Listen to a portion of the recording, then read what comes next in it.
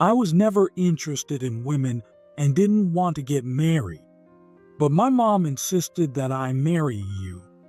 But now that she's gone, I don't even need a wife anymore. David hurled such insults at me, his wife.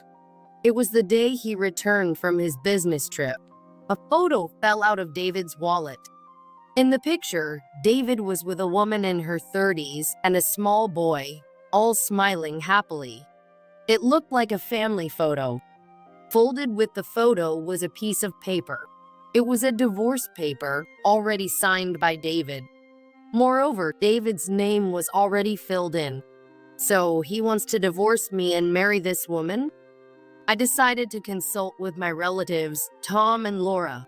When I asked them what to do from now on, they came up with a proposal. While David was away for a week, I quickly submitted the divorce papers and carried out Laura's plan.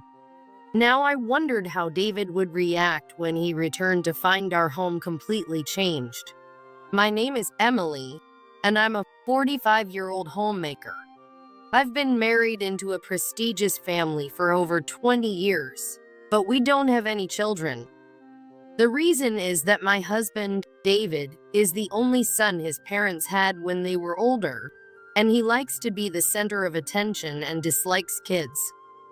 That said, from what I've seen, his parents are both good people and didn't seem to spoil him. It's just that David grew up with a possessive nature. I met David through a formal introduction. My first impression of him was that he didn't seem interested in women. Is this guy really serious about getting married? Looking at David, I hesitated about the marriage, thinking it was a rare, formal match even for that time. However, his mother, Mary, was an old acquaintance of my mom, and I had met her several times as a child. Mary, who seemed kind and gentle, really liked me. Mary took my hand and said gently, Emily, you will surely make David happy. That one sentence moved my heart. If he was raised by such a kind mother, he must be a good person. Thinking that, I decided to go through with the marriage. After we got married, we moved in with David's parents. But 2 years later, his father passed away in his 60s. Mary, deeply saddened, soon fell ill and required care. David, busy with his duties as the company president, left most of Mary's care to me with the help of a caregiver. 20 years later, despite my best efforts, Mary quietly passed away. Losing Mary, whom I adored, left me heartbroken. However, David didn't show any sign of sadness. On the contrary, he acted as if he now ruled the house. David had always been quiet at home since we got married. Since his father's passing, he had been working late every night as the president of the company he inherited from his parents. As a result, he rarely paid attention to our home, leaving important household decisions to me. But I didn't mind. He was a man of few words even during our formal introduction, and Mary had warned me that David was brusque and not very talkative, but not a bad person. So for the past 22 years, I accepted the lack of conversation between us as just the way things were. However, after Mary's death, David seemed to become harsher towards me. Tasks he used to do himself, he now ordered me to do in a yelling tone. Hey, I'm about to take a bath. Why haven't you got my clothes ready? What? You usually do it yourself. Don't what me. You're my wife. It's your job to take care of me. Sure, I'm a homemaker, so maybe I should do these small tasks, but he never asked for such trivial things before. I wondered what suddenly changed, but I complied. Oh, right. Sorry. I quickly got David's clothes ready. Was he just being considerate because I was taking care of his parents before? Maybe he couldn't act this way in front of them. I was just confused by David's sudden change in behavior. Being home all the time, I didn't have any close friends to talk to. The only person I could confide in was Laura, who often visited me during weekdays. Laura is married to Tom, David's cousin. Tom's father is David's father's brother, but since Tom had kids first, he's 5 years older than David, making him 50. Laura, his wife, is 48 and older than me, and she's someone I can always rely on for advice. Today, Laura came over again while our husbands were at work. Seeing me at the door, Laura looked concerned and peered at my face. Emily, what's wrong? You look pale. I touched my cheek and widened my eyes. Really? I didn't notice. Have you been going through something tough lately? You can talk to me if you want. I definitely had complaints about David lately. I started to tell Laura about how David had changed since Mary passed away. I found myself venting, but Laura listened quietly. I'm sorry. I haven't been able to talk to anyone about this, so I just ended up unloading on you. It's okay. It sounds tough. It's hard to believe David, who was always so quiet, suddenly changed and got so short-tempered. Laura seemed to be thinking about something. Her husband, Tom, is the vice president at David's company, and he often talks about work at home. Maybe Laura was recalling some stories about David at work. Then she looked at me as if she had an idea. David. Well, he seems like the type who wants to be in charge. From what I've heard, that's how he is at work. Her words were a revelation to me. Really? At home, David never seemed that way, so I never noticed. What does it mean to want to be in charge? David usually just sat quietly reading the newspaper at home, so I never thought about what other sides he might have. When I told Laura this, she smiled slightly and said, I have a friend in a similar situation. When they live with their in-laws, some husbands push the care of their parents onto their wives and act quiet at home. But when the parents pass away, they suddenly start acting more domineering. You might want to be careful. Thinking about it, she might be right. David now fits that description perfectly. Thanks, Laura. I'm glad I talked to you. I'll keep that in mind when dealing with David from now on. Sure. If anything comes up, just let me know. Talking to Laura made me feel much better. That night, I was in a good mood, humming while doing housework. When David came home, he gave me a puzzled look. Why are you so carefree, humming and all? You're in a good mood. Hi, David. How was your day? David frowned even more, seemingly displeased with my cheerful response. Does it really bother him that much to see me in a good mood? Curious, I asked him. You seem upset. Did something happen? Nothing happened. I just get annoyed seeing you looking so carefree while doing housework. What? Why? I couldn't understand what he was saying. Is he really bothered by me doing housework as a homemaker for the past 22 years? Then David muttered something under his breath that left me speechless. You're useless now that we don't have kids, and you don't have to do any caregiving. So, he thought I was enjoying myself now that I wasn't caring for Mary anymore. We don't have kids because David didn't want them. I didn't know how to respond.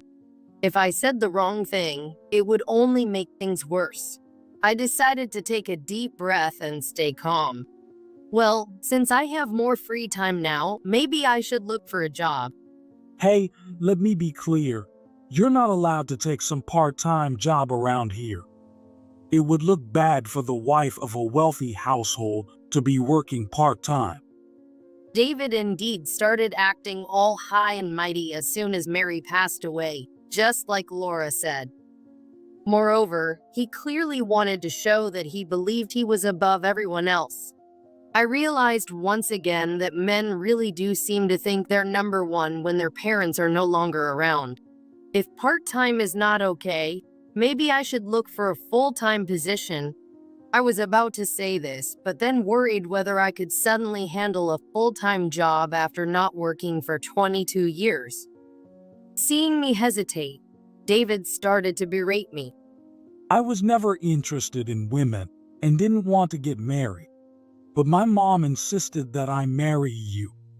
But now that she's gone, I don't even need a wife anymore. What? That's... Well, even the arranged marriage was just for appearances, since I was the next president. David took advantage of my silence to say whatever he wanted. This was beyond just acting high and mighty. Thinking about my future with David made me anxious, so I asked, "Does this mean you want me to leave?" No, I didn't say that. Anyway, I'm going on a business trip for a week starting tomorrow. Use that time to figure out what you can do. Why does David always have to speak so arrogantly? It's useless to argue with him. During the week David was away, I spent my time feeling uneasy. I even thought about divorcing him and going back to my mom. But I lacked the confidence to live on my own after the divorce. My mom raised me by herself, so I can't burden her now. While I was thinking this, my phone rang. Seeing it was my mom calling, I answered immediately.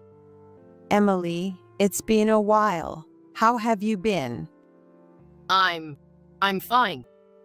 Hearing my mom's voice after so long lifted my spirits a bit. My mom is currently working far away, making it hard to visit often.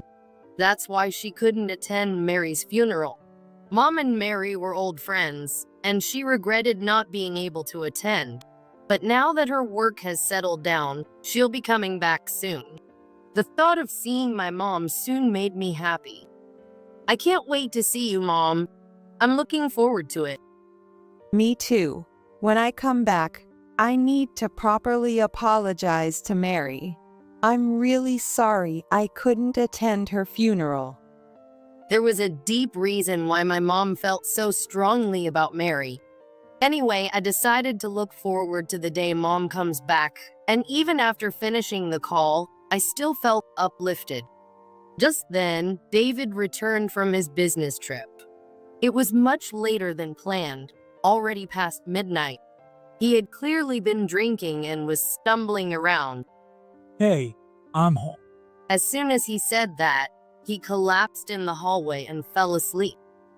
I had no choice but to drape his arm over my shoulder and carry him to our bedroom. On the way, his wallet fell out of his pocket, so after getting him into bed, I picked it up. The wallet was open, with cash and cards sticking out. As I was picking them up and putting them back into the wallet, I noticed a small photo taken with an instant camera inside the wallet. Looking closer, I saw that it was a picture of David with a woman in her 30s and a small boy, all three of them looking happy together. It looked like a family photo. Alongside the photo was a small folded piece of paper that caught my eye. When I opened it, I realized it was a divorce paper. Moreover, David's name was already filled in. So he wants to divorce me and marry this woman? I shook David's shoulder to wake him up. David, wake up. David opened his eyes slightly, but then started mumbling in his sleep. Oh, Emily, put all my stuff away. What? Put everything away. Maybe he means the stuff from his trip? But he doesn't have that much luggage. At the hotel where he stayed, he could have his clothes clean, so he didn't have much to bring back. Maybe he was planning to leave this house after our divorce. But if that happened, I would become the head of the household. This house has been passed down through David's family for generations, so I can't make decisions about it on my own. The next morning, I decided to call Tom's house, the nearest relative. It was Sunday, so Tom was home, but Laura answered the phone. Hello, Laura. I'm sorry for calling so early. I need to talk while David is still asleep. It's okay. Mornings are fine. But it seems like something happened, right? I explained about the photo and divorce paper in David's wallet and how he told me to put all his stuff away.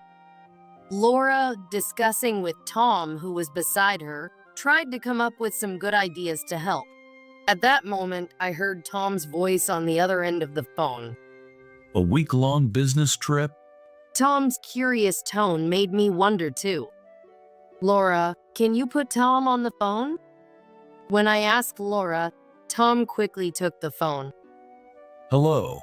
What's this about David being on a week-long business trip? Well, David often says he's on long business trips and is away from home for a week at a time.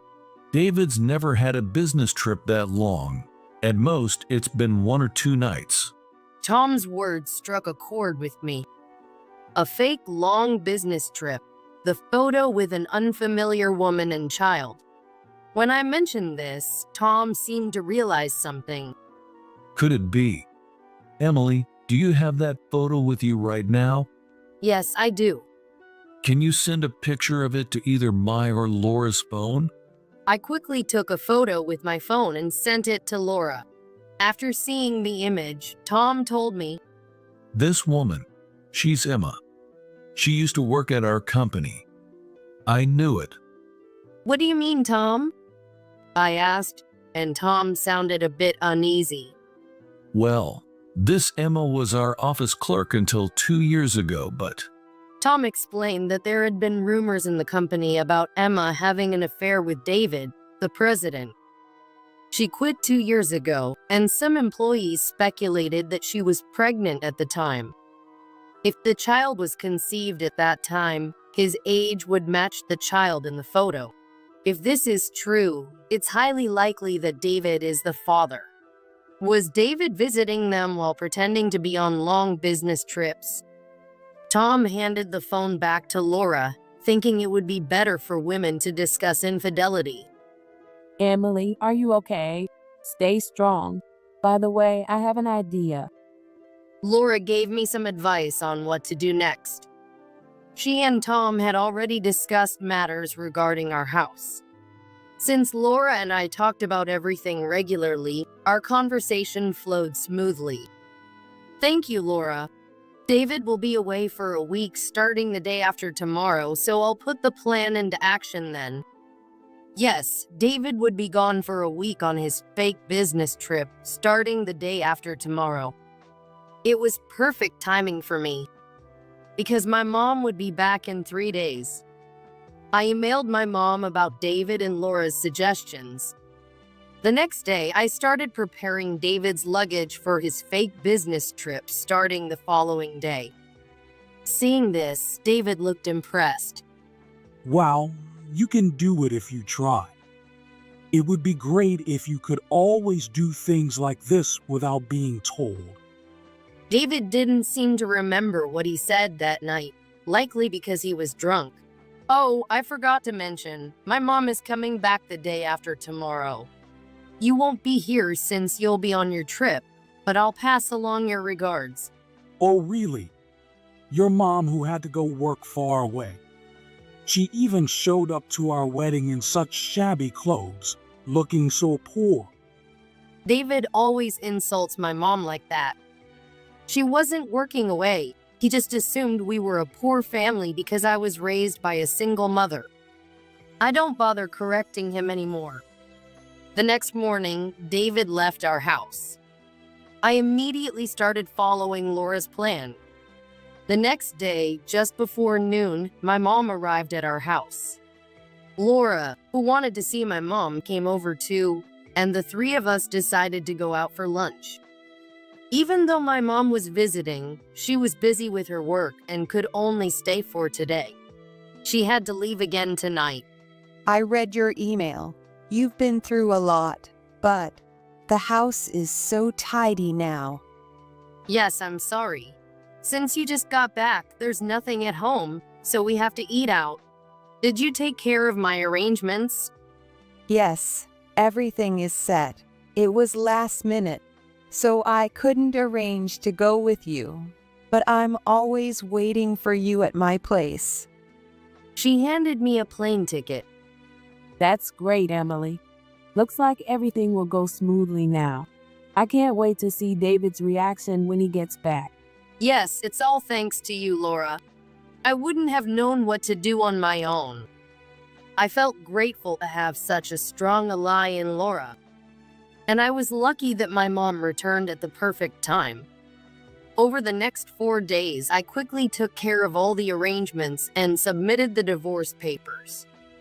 Then I left with the plane ticket my mom had given me.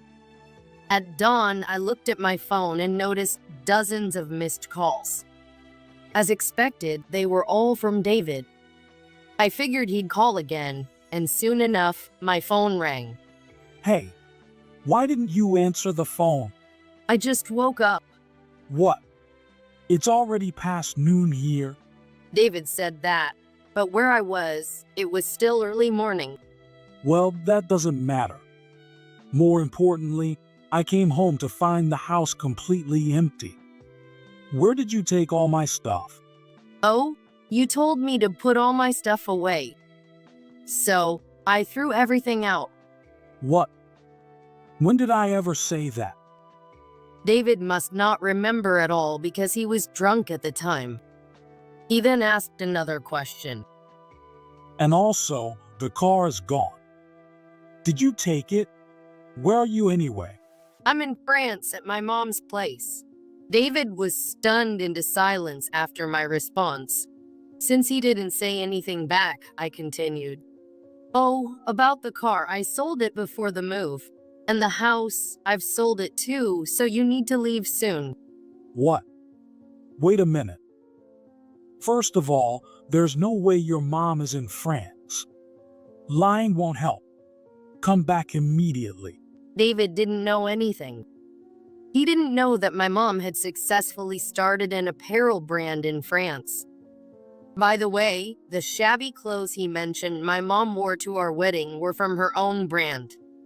David, who knew nothing about brands, thought they looked poor.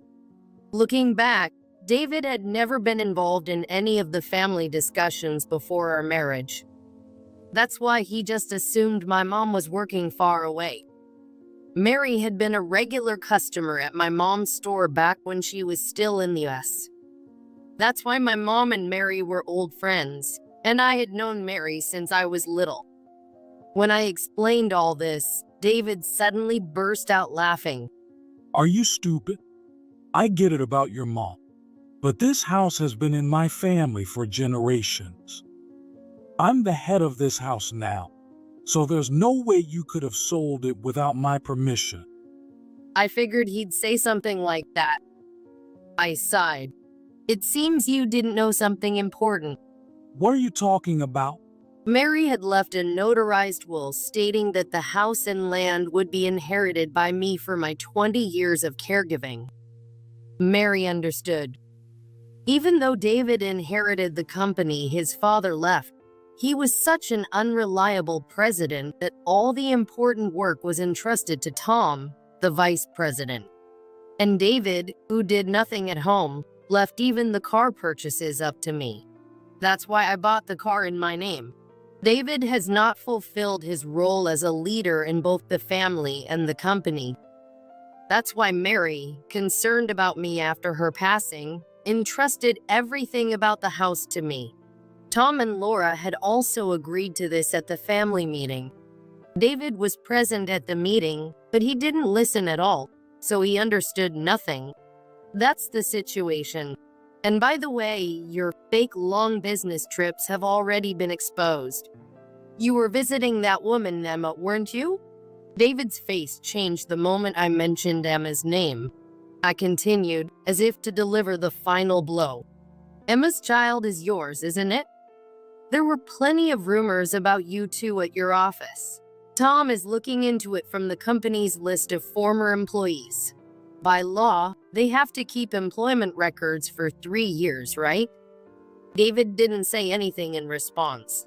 It seemed like he really left everything about the company to Tom. He would go directly to Emma and confirm the facts. David, resigned to the situation, murmured in a faint voice, Just come back once, please. I want to talk things over with you, Emily. After all, we're still married. Oh, we're not married anymore. The signed divorce papers you brought back from your fake trip, I signed them too and submitted them. What? David shouted louder than ever in shock when I told him I had filed the divorce papers.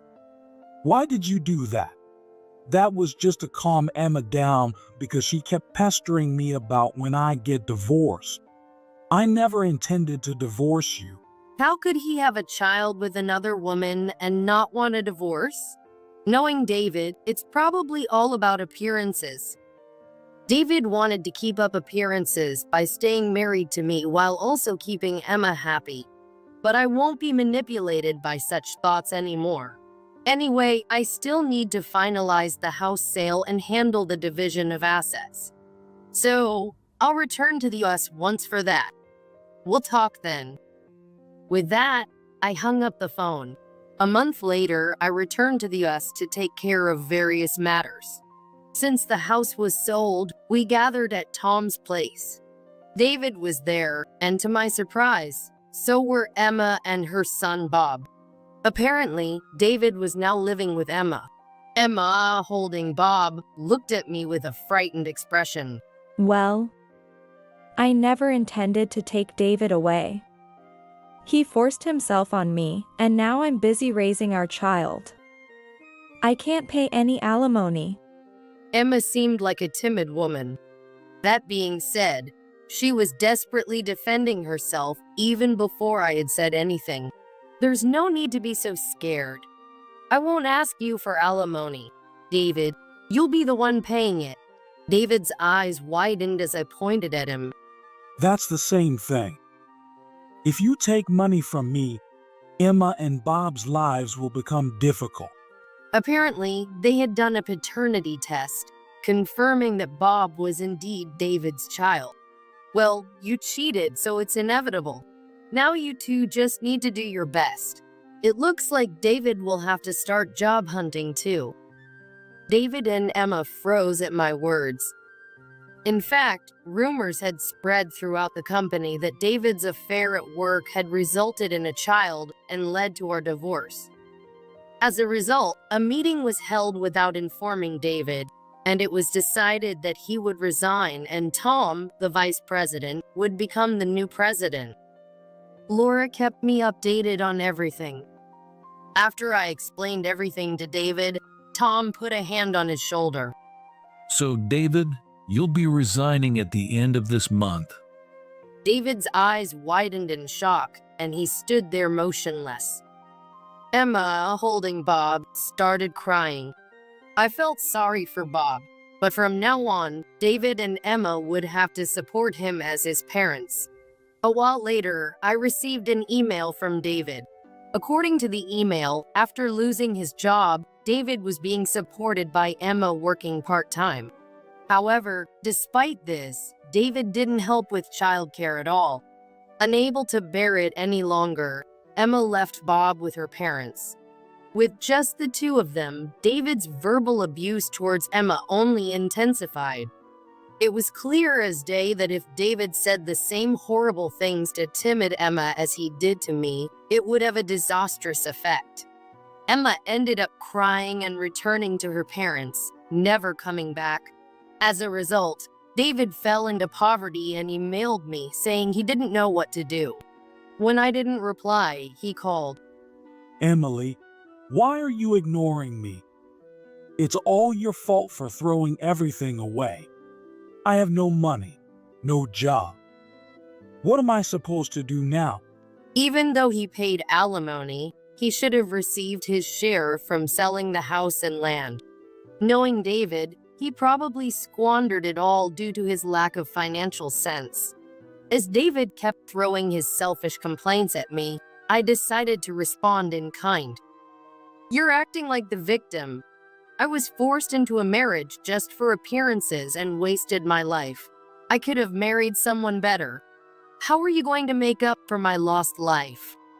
Of course, I didn't mean any of it. But David seemed to take it seriously and was at a loss for words. Enough. He said and hung up the phone. David has shown no remorse about his actions at work or home. It's likely that he will continue struggling to find a job and remain in poverty.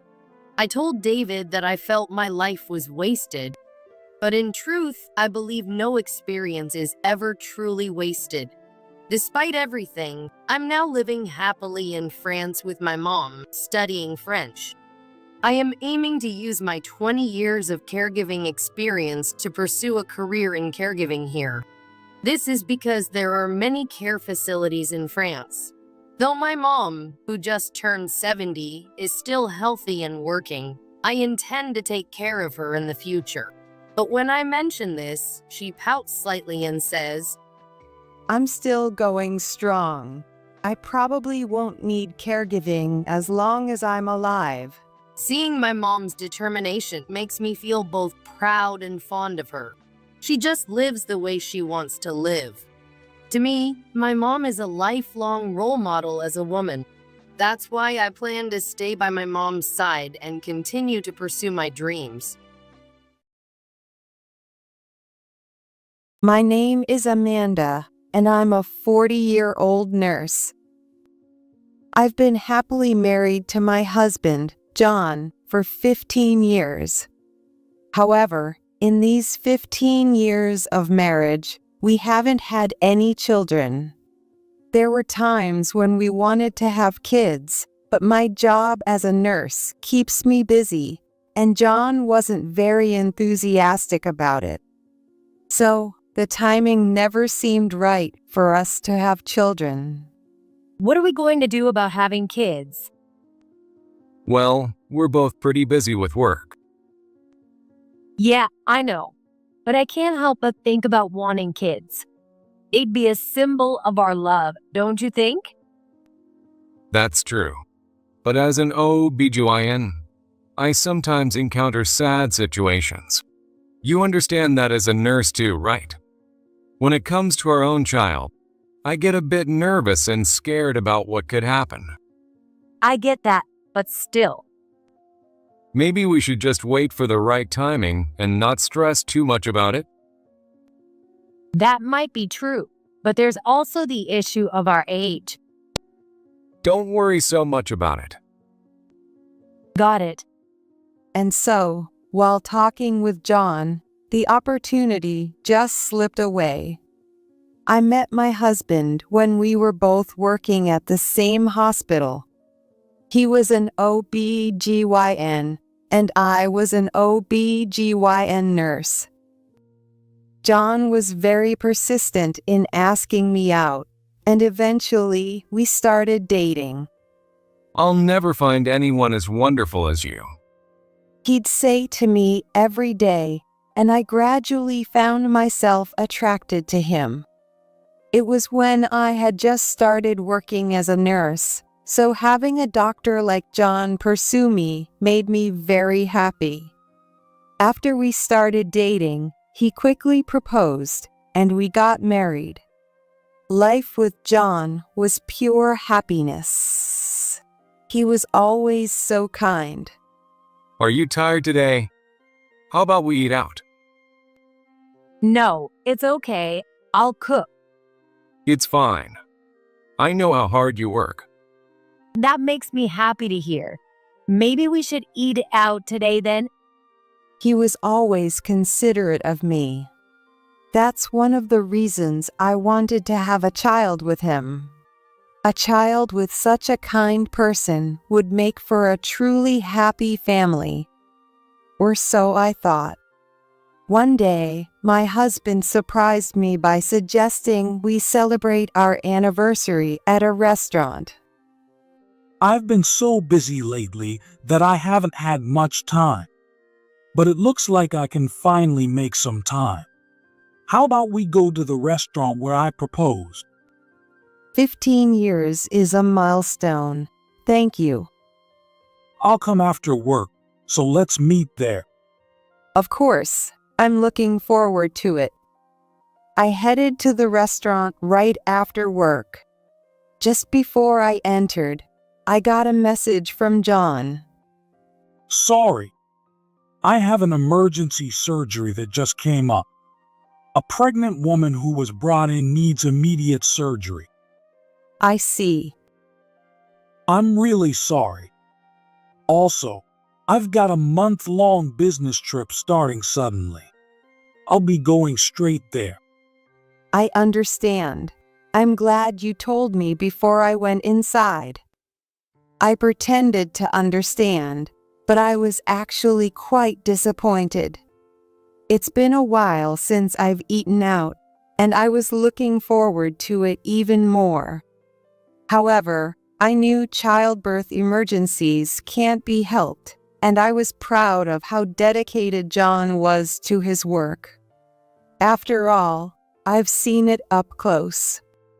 I had wanted to continue working at the same hospital as my husband, but working together as a married couple was awkward for John, so I transferred to another hospital before we got married.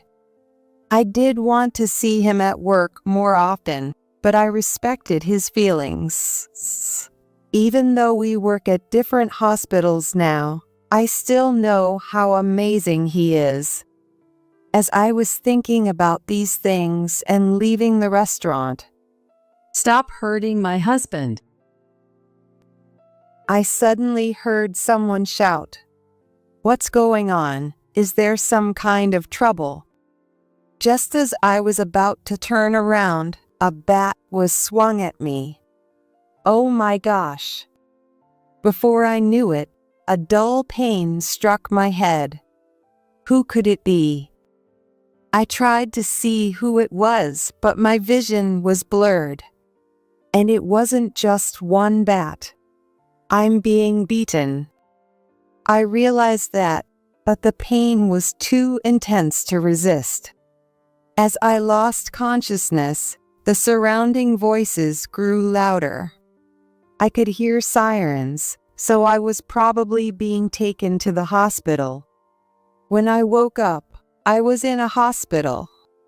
One I recognized as where John worked. My head and body ached, and I couldn't move, but all I wanted was to see John. Even though he might not be able to come because of an emergency surgery, I missed him terribly. A nurse came to check on me, and when she noticed I was conscious, she called for a doctor. After the tests, they told me that none of my injuries were life-threatening, and I wouldn't have any lasting effects. However, I had severe bruising all over and needed to stay in the hospital for a while. Do you have any family? When she asked, I told her about my husband. And I asked her, "Could you call Dr. John Smith from the OB/GYN department?" John Smith. Is he a doctor? Yes, he is. I remember a doctor by that name from over 10 years ago, but his name changed. I heard his former wife passed away. What do you mean? Could you wait a moment? I need to check something. Okay. I couldn't understand what was happening. Is it because I was hit on the head? Or is this really happening? What does this mean? A few minutes later, the nurse returned. There isn't a doctor by that name. The name has changed, but should I bring that doctor here? I thought for a moment. No, that's okay. Could you contact my sister? She's my family. So, I decided to call my sister my only family. Our parents had passed away early, and it had just been the two of us living together. My sister is 10 years younger than me, and I adored her. Our grandmother was still alive and helped us out, so we lived together in our family home. My sister and I are very close, and her presence is a great comfort to me. Amanda, what happened? I got suddenly attacked. This happened, but there's a bigger problem now. What do you mean? Should we tell John? No need to tell him. I just want to talk to you. Okay. So, my sister kept quiet for the moment. I began to explain to her. You see, they told me John's name has changed. What do you mean? Well, John Smith is his name, right? But they said it changed. They think I'm dead. What? That makes no sense. You're alive. I know, but somehow, in this hospital, they think I'm dead, and my husband's name has changed. Never mind that I'm supposedly dead. Why would John's name change? I don't understand either, but maybe we can find out by checking the records. John said he'll be away on a business trip for a while, so we might have some time to figure this out. If I can get discharged soon, we can handle the paperwork in the meantime. Right. I'll use my contacts to look into it. Thank you. After that, I was exhausted and fell asleep, unable to process everything. Luckily, my injuries weren't too serious, and I was able to leave the hospital in a week. My sister shared what she had found. Is it possible to learn so much in just 1 week? Yes. So, the woman who attacked you is named Melissa. She was caught by people nearby and is now in police custody. Also, there was a boy with her who was also apprehended. A boy? Oh yes, there was more than one bat.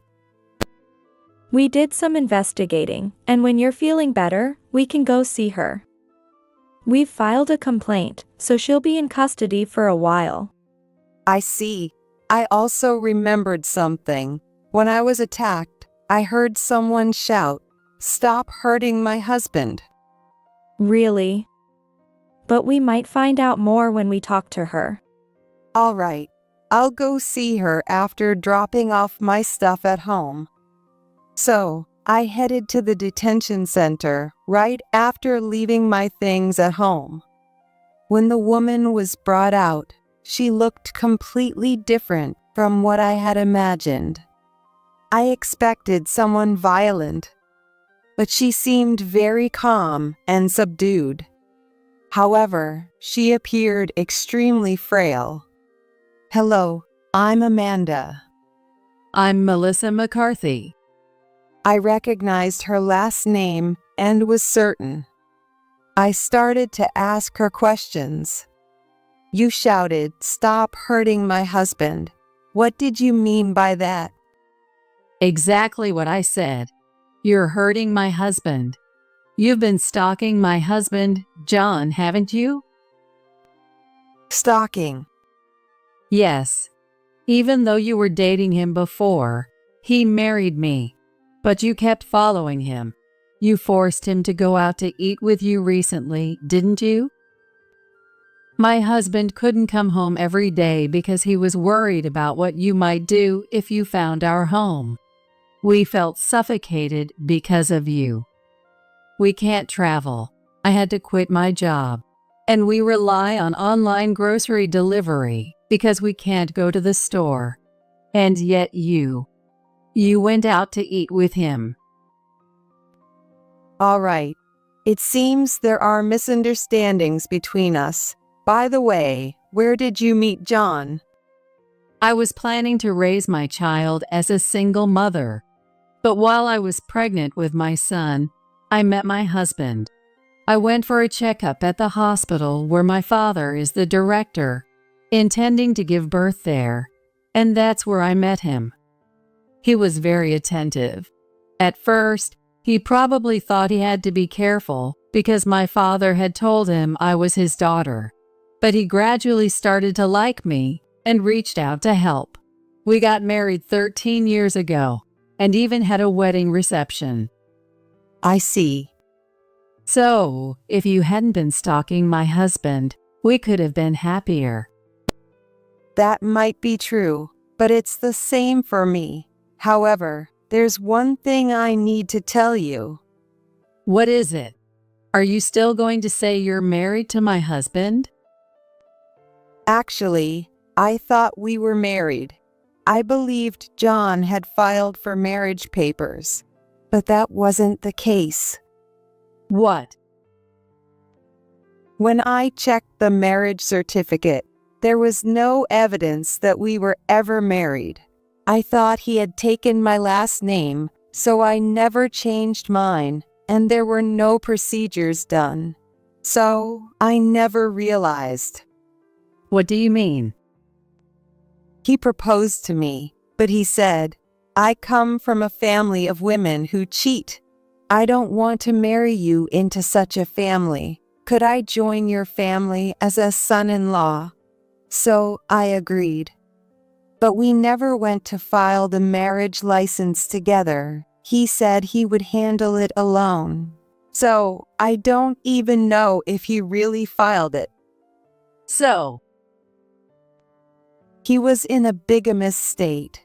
Since bigamy is not allowed in the US, he used his job to create this situation. no way. So I was deceived?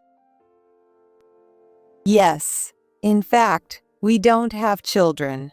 Because of his work, he said he didn't want to have children. But the truth is, having a child would reveal that we weren't legally married.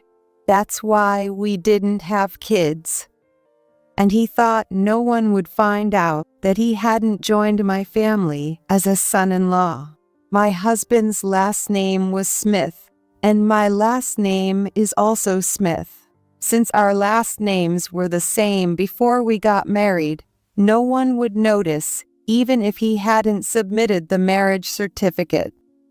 When he married you, he played the tragic role of a widower and told you he remarried, even though he didn't have a divorce on his record. As I muttered, Melissa apologized. I'm sorry. Even though it was a misunderstanding, I did something terrible. No, I'm sorry too. Even though I didn't know, I was involved with your husband. John is overwhelmingly at fault here. But wait, I still can't wrap my head around this. That's understandable. I've had some time to process after hearing the story, but being in detention and then finding out her husband was bigamous is a lot to take in. I didn't know she was the hospital director's daughter, but knowing that made some things clearer.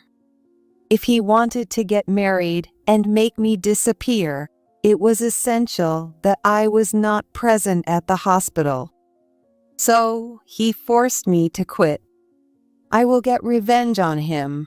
I've caused you so much sadness, but it will end here. I'll leave what comes next to you and will pay for anything necessary. No, I'll cooperate with you. There's nothing you need to pay. We'll make him pay for everything.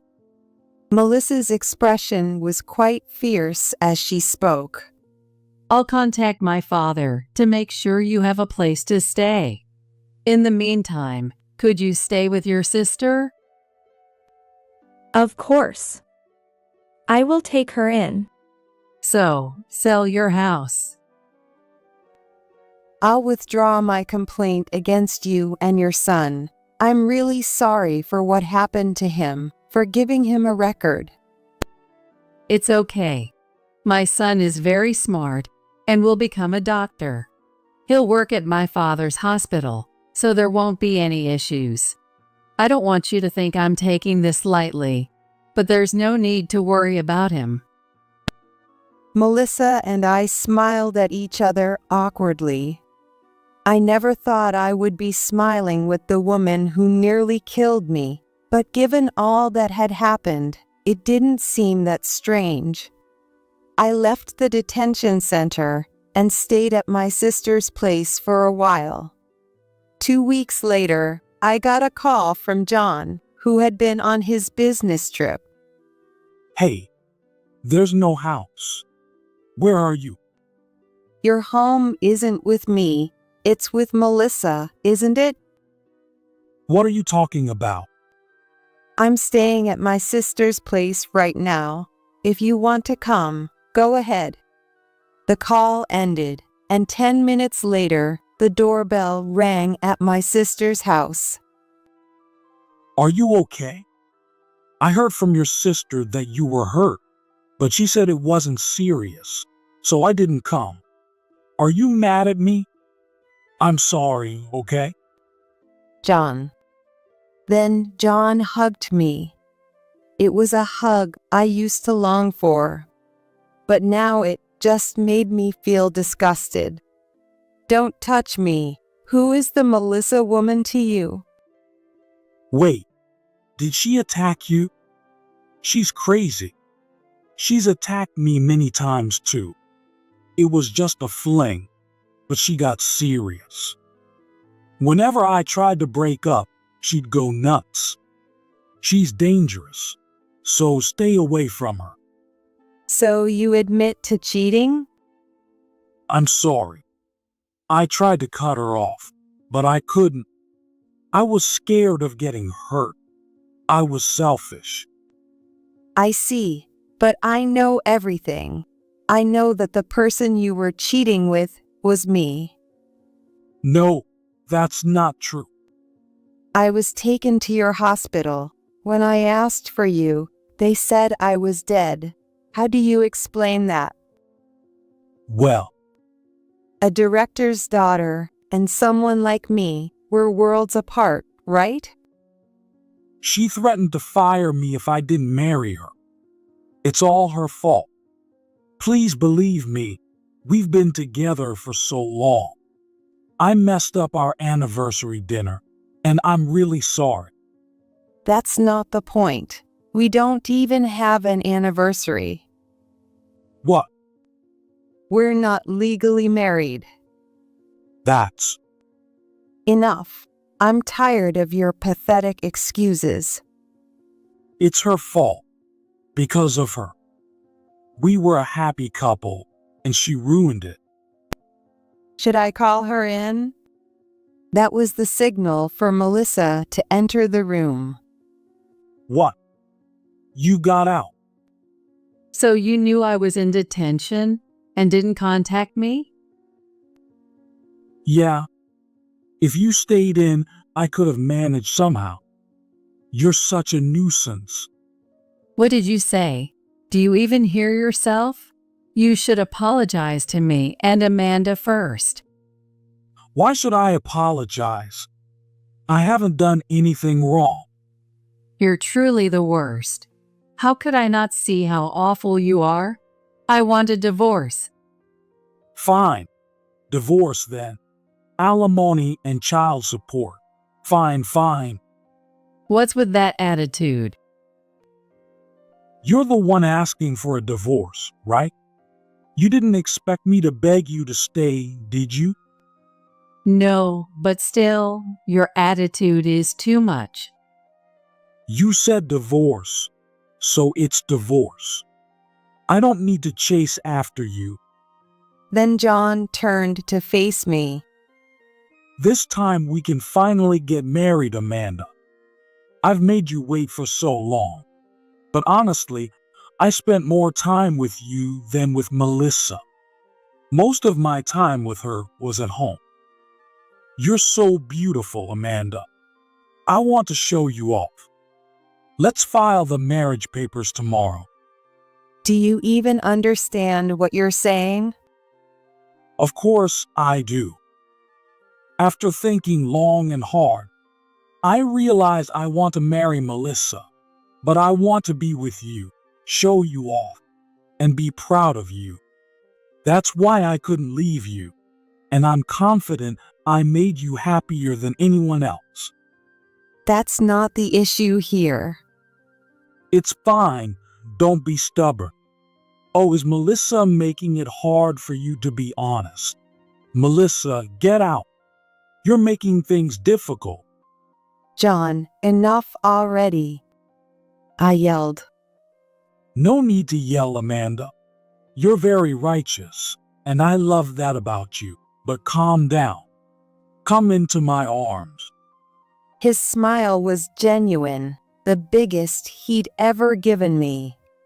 I felt an eerie sense of madness from John, who didn't see anything wrong with the situation. Oh, but Amanda, if I divorce Melissa, I might get fired. But being a doctor is a skilled job, so I can work anywhere. John continued as if nothing was wrong. Wait a minute. First, an apology, then finalize the divorce with Melissa. And of course, we can't fix our relationship. Why don't you see the gravity of the situation? Because I did nothing wrong. Sure, Melissa had to put up with a bit, but I heard you everything you want. And now she wants a divorce. Honestly, she benefited more from our relationship. I married the director's daughter, hoping to become the director someday. That's all I gained. But you, Amanda, got to travel abroad and were happy, even without the legal marriage. That's why it went unnoticed. It's all Melissa's fault. You should apologize, Melissa. Attacking my beloved Amanda is insane. I was too shocked to respond. Sorry, John. I can't do this anymore. I'm leaving you and will be seeking compensation. We were engaged after all. It's compensation for breaking off the engagement. Why, Amanda, calm down. You love hugs, don't you? I backed away, terrified of his smiling, open arms. Don't reject me. You're everything to me, and I'm everything to you. Stay away. I don't want this. As I tried to escape, Melissa stepped in front of me. Enough. You're disgusting. At her words, John's face twisted with anger. You had everything. Lived comfortably. I married you out of pity, thinking being a single mother was pathetic. And now you cause this mess? Unbelievable. John lunged at Melissa. But the police my sister had called arrived just in time. I've done nothing wrong. He yelled, but he had been seen trying to attack. Clearly, he was in the wrong. As John was arrested, I said, I'm filing a complaint for marriage fraud. Marriage fraud? You were just fooled. You had a happy life, so it's not fraud. With a smile, he was taken away by the police. John was released soon after, as there was no financial loss from our long relationship. Then, John showed up at the hospital I work. Since I'm likely getting fired, I thought I'd apply here. We can work together again. It's what you wanted, right? I want nothing from you. I loved you because I didn't know the truth. Now that I do, I don't need you. Don't say that. After I got out, Melissa's parents have been a nightmare. Let's run away together. You can't sue for marriage fraud anymore. Accept it and stay with me. At your age, you won't find anyone else. Sorry, but I really need you to leave me alone now. I never want to see you again. If you work at this hospital, I'll quit immediately. Please, let's rebuild our relationship.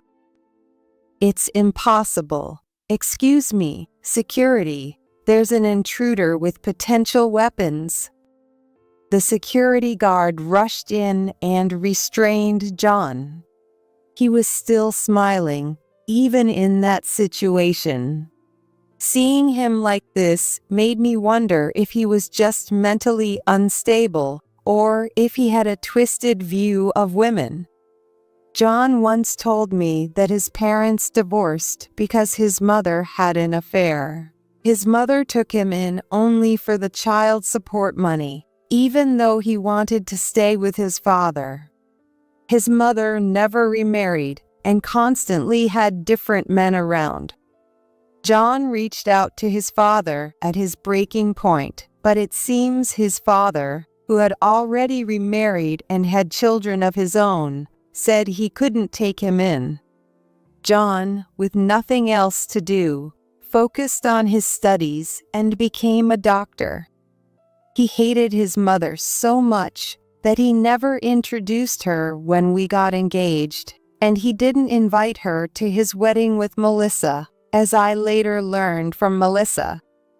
This background might explain why John had such a warped view of women, but everyone's upbringing is different. While it's understandable that his environment shaped him, it doesn't justify hurting others. John might be a victim too, but I can't sympathize with him. In the end, he was fired, had to pay alimony to both Melissa and me, and lost all his savings.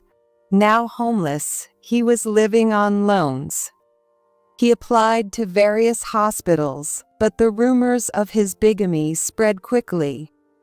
Additionally, his arrest for marriage fraud was sensationalized by the media, making it impossible for him to work as a doctor.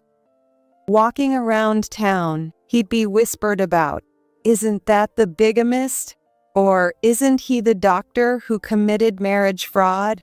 Eventually, he couldn't even walk in public. To pay off his debts, he worked night shifts doing road maintenance and day shifts in a warehouse. He tried contacting me a few more times, but when I never responded, he gave up. I hope he reflects on his actions and finds a grounded way of living. That's my sincere wish. Nowadays, I occasionally meet up with Melissa. We might not be friends in the traditional sense, but our shared experience brought us close. Even though Melissa once almost killed me, she's now just a kind woman. Being the same age, we have a lot in common. I'm really sorry about what happened. You must have scars from your injuries. It's okay. We were both victims, so don't apologize. How's your son? He's studying hard to become a doctor. I thought he'd work at my father's hospital, but he wants to go to Germany, so maybe he won't be a doctor in the US. That must be hard, having him far away. Yes, but I want him to enjoy his life after all the sacrifices he's made. I understand. Are you thinking about getting remarried? Actually, it would be my first marriage, not remarriage. Oh, right. Not really. For now, I just want to focus on my work and living my life fully. I want to live peacefully now. That's my wish. Bill. Susan, what are you doing here? At the entrance of a luxury hotel I visited on a business trip, I unexpectedly ran into my husband, Bill, who, for some reason, was clinging to a woman who was not me. The woman gave me a triumphant look, and it was clear she wasn't a business associate. In that moment, I understood everything. With this realization, I knew I was no longer needed in Bill's life. I let out a laugh and said, "I'm sorry to interrupt you," as I walked towards the station. No, it's not like that. The woman's triumphant laughter and Bill's panicked voice followed me, but I didn't look back and just got on the train. As I watched the nightscape pass by the window, I thought about catching Bill in the act, but surprisingly, I didn't feel despair. I was going to live a different life from Bill. All I needed to do was take care of Emily. Before stepping back completely, I would do everything I needed to do properly. My name is Susan, and I'm 42 years old. I met my husband, Bill, during our college days when we happened to be in the same research lab. We quickly grew closer by attending the same seminars and sharing similar hobbies. Thanks to our professors' connections, we chose jobs in the same area, so we often had meals together and discussed work problems. And this naturally deepened our relationship, and we eventually got married. It's wonderful that my students are getting married. Please let me be your matchmaker. Our professor offered to be our matchmaker, and our wedding, though small, was heartwarming and intimate. Fortunately, Bill's parents welcomed us warmly from the start. Susan is like our own child. She's a wonderful woman for marrying Bill. When Bill's mother, Mary, said this to my mom and me right after our marriage, I truly felt that our marriage would be a happy one. In our harmonious married life, we had a daughter named Emily. She is now a lively 10-year-old girl.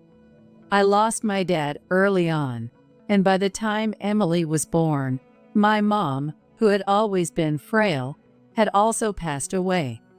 So, it was a great relief when my mom, still alive at the time, got to see newborn Emily. While juggling childcare and building my career through remote work, I struggled to balance both. There were times when I was put in charge of projects, making it a whirlwind of childcare and work. Sometimes, Emily would burst into my online meetings, or I'd soothe her late night crying while racing against deadlines. However, Bill's parents, Mary and Kevin, tirelessly supported us and helped take care of Emily, allowing me to manage both household chores and childcare. Having a reliable place to leave Emily was truly a blessing. I felt so grateful that I often sent gifts or travel vouchers to Mary and Kevin, but Mary would kindly say, "Raising kids is expensive, so don't worry about us." She always showed us such warmth after accepting the gifts. Bill was also extremely busy with his work, often returning home after we were asleep and leaving before we woke up. Even so, when he could take a day off, instead of resting all day, he would spend time with Emily. He played with her tirelessly and sometimes helped me prepare dinner. Working together as a couple, we raised Emily for 10 years. However, during those 10 years, Bill seemed to change. His mouth twisted, and he developed a sarcastic tone, with a look of bitterness in his eyes. Bill's noticeable change in attitude began when my salary surpassed his. It seemed he couldn't stand it. He always had a strong sense of pride as a man, but his sudden change from being cooperative and kind left me bewildered. Bill's lifestyle and attitude also began to deteriorate. "Hey Bill, please stop leaving your socks inside out, and don't throw things into the trash can like that. It scares Emily." Just because you make more money than me, don't act all high and mighty. This has nothing to do with salaries, right? Oh no. Women have it so easy, don't they? Talking to him like this never led to a productive conversation. Even if we did talk, it always turned into an argument. That's no way to talk. All right. I was just joking. Bill would wave his hand dismissively, but I knew it wasn't just a joke. His real frustration was seeping through. Especially during meals, the atmosphere would get tense, even with Emily present. One evening, I was late preparing dinner, and it ended up being leftovers. "Sorry for being late. We'll have to settle for yesterday's leftovers." Hey, You made us wait, and now you're serving leftovers? A wife who can't even cook for her husband is useless. I feel sorry for Emily. I know being late was my fault, but you don't have to say it like that. It's one thing to take out his frustrations on me, but it's harmful in front of Emily. Still, Emily looked at us and said, Mom's food is delicious. Come on, Dad, let's eat together. She encourages him. Her words made me feel ashamed for making such a young child worry. But Bill seemed annoyed even by Emily's attempt to mediate. Unless someone was taking his side, he wasn't satisfied. That night, he kept grumbling as he ate the leftovers. One day, when I served mac and cheese, Bill made a strange comment. All right, 35 points. Needs more practice. If it were Jessica's mac and cheese. Oops. He trailed off, realizing he had said too much. In that brief moment of silence, I understood that Bill was comparing me to another woman. The fact that Bill had someone else making mac and cheese for him. I was deeply shaken, but maybe I misheard. The word affair crossed my mind, but surely he wouldn't betray Emily like that. I convinced myself to pretend I hadn't heard anything. By the way, when Mary and Kevin are around, he doesn't express his dissatisfaction. He knows it won't go well for him if he complains in front of them. Once, when he rated my cooking while they were present. This pasta is too bland. It's only worth 50 points. The moment, Mary's face turned stormy. If you're going to be that rude, you can cook. She rushed to make it because you said you wanted it. No, I didn't mean it like that. If you didn't mean it, that's even worse. Mary grabbed Bill by the scruff of his neck and dragged him to the kitchen, making him cook from scratch and critiquing his efforts harshly. Do you realize now how much effort goes into the meals you eat? I didn't raise a man who would criticize someone else's cooking. Susan, I'm so sorry. After Mary's thorough reprimand, Bill stopped saying anything in front of her. However, his behavior remained unchanged with me, showing he hadn't truly reflected on his actions. Hey, don't go telling my parents everything, all right? Women always tattle. He would say this every time we clashed. I started to think maybe I shouldn't be telling Mary and Kevin everything. They would scold him, but would it just make Bill more resentful? I was deeply troubled. When Bill was home, the atmosphere was always tense. I tried making his favorite meals and buying books by his favorite authors from college, but his reactions were always negative. Are you mocking me? You think you're so high and mighty choosing books you think I like? It was impossible to have a conversation with him. Bill's aggression even started to target Emily. When I had a conversation with him, I had to choose words that would fill Bill's mind. What do you think? Speak up. If the response wasn't what he expected, he would pretend not to hear. He would get obviously upset or change the subject to something completely unrelated, making my opinions feel dismissed. If he already had a conclusion, he should just say it instead of making others say it for him. If he made decisions himself, he'd have to take responsibility. He makes others say what he wants so he can complain later. When Emily wanted to go to the amusement park, he wouldn't outright say, "It's too expensive," but his reluctance was clear. Emily, trying to be considerate, would suggest, "How about going to the zoo instead?" But even at the zoo, Bill wouldn't seem to enjoy himself and would just look at his phone at the restaurant. On the way back from the zoo, we saw a poster for an amusement park. I wish we could go to the amusement park with Dad someday. Emily murmured. Bill suddenly became irritable. I took you to the zoo because you said you wanted to go. How dare you complain now? I wasted my precious time. He snapped. Emily didn't say she wanted to go today. You don't have to yell at her like that. And you've been on your phone a lot lately. I'm doing my duty as a dad, and all you do is complain. I still have work to do, and I need my phone for that. I was fed up with Bill's constant outbursts. If he couldn't handle the workload, he should consider reducing his hours or even quitting.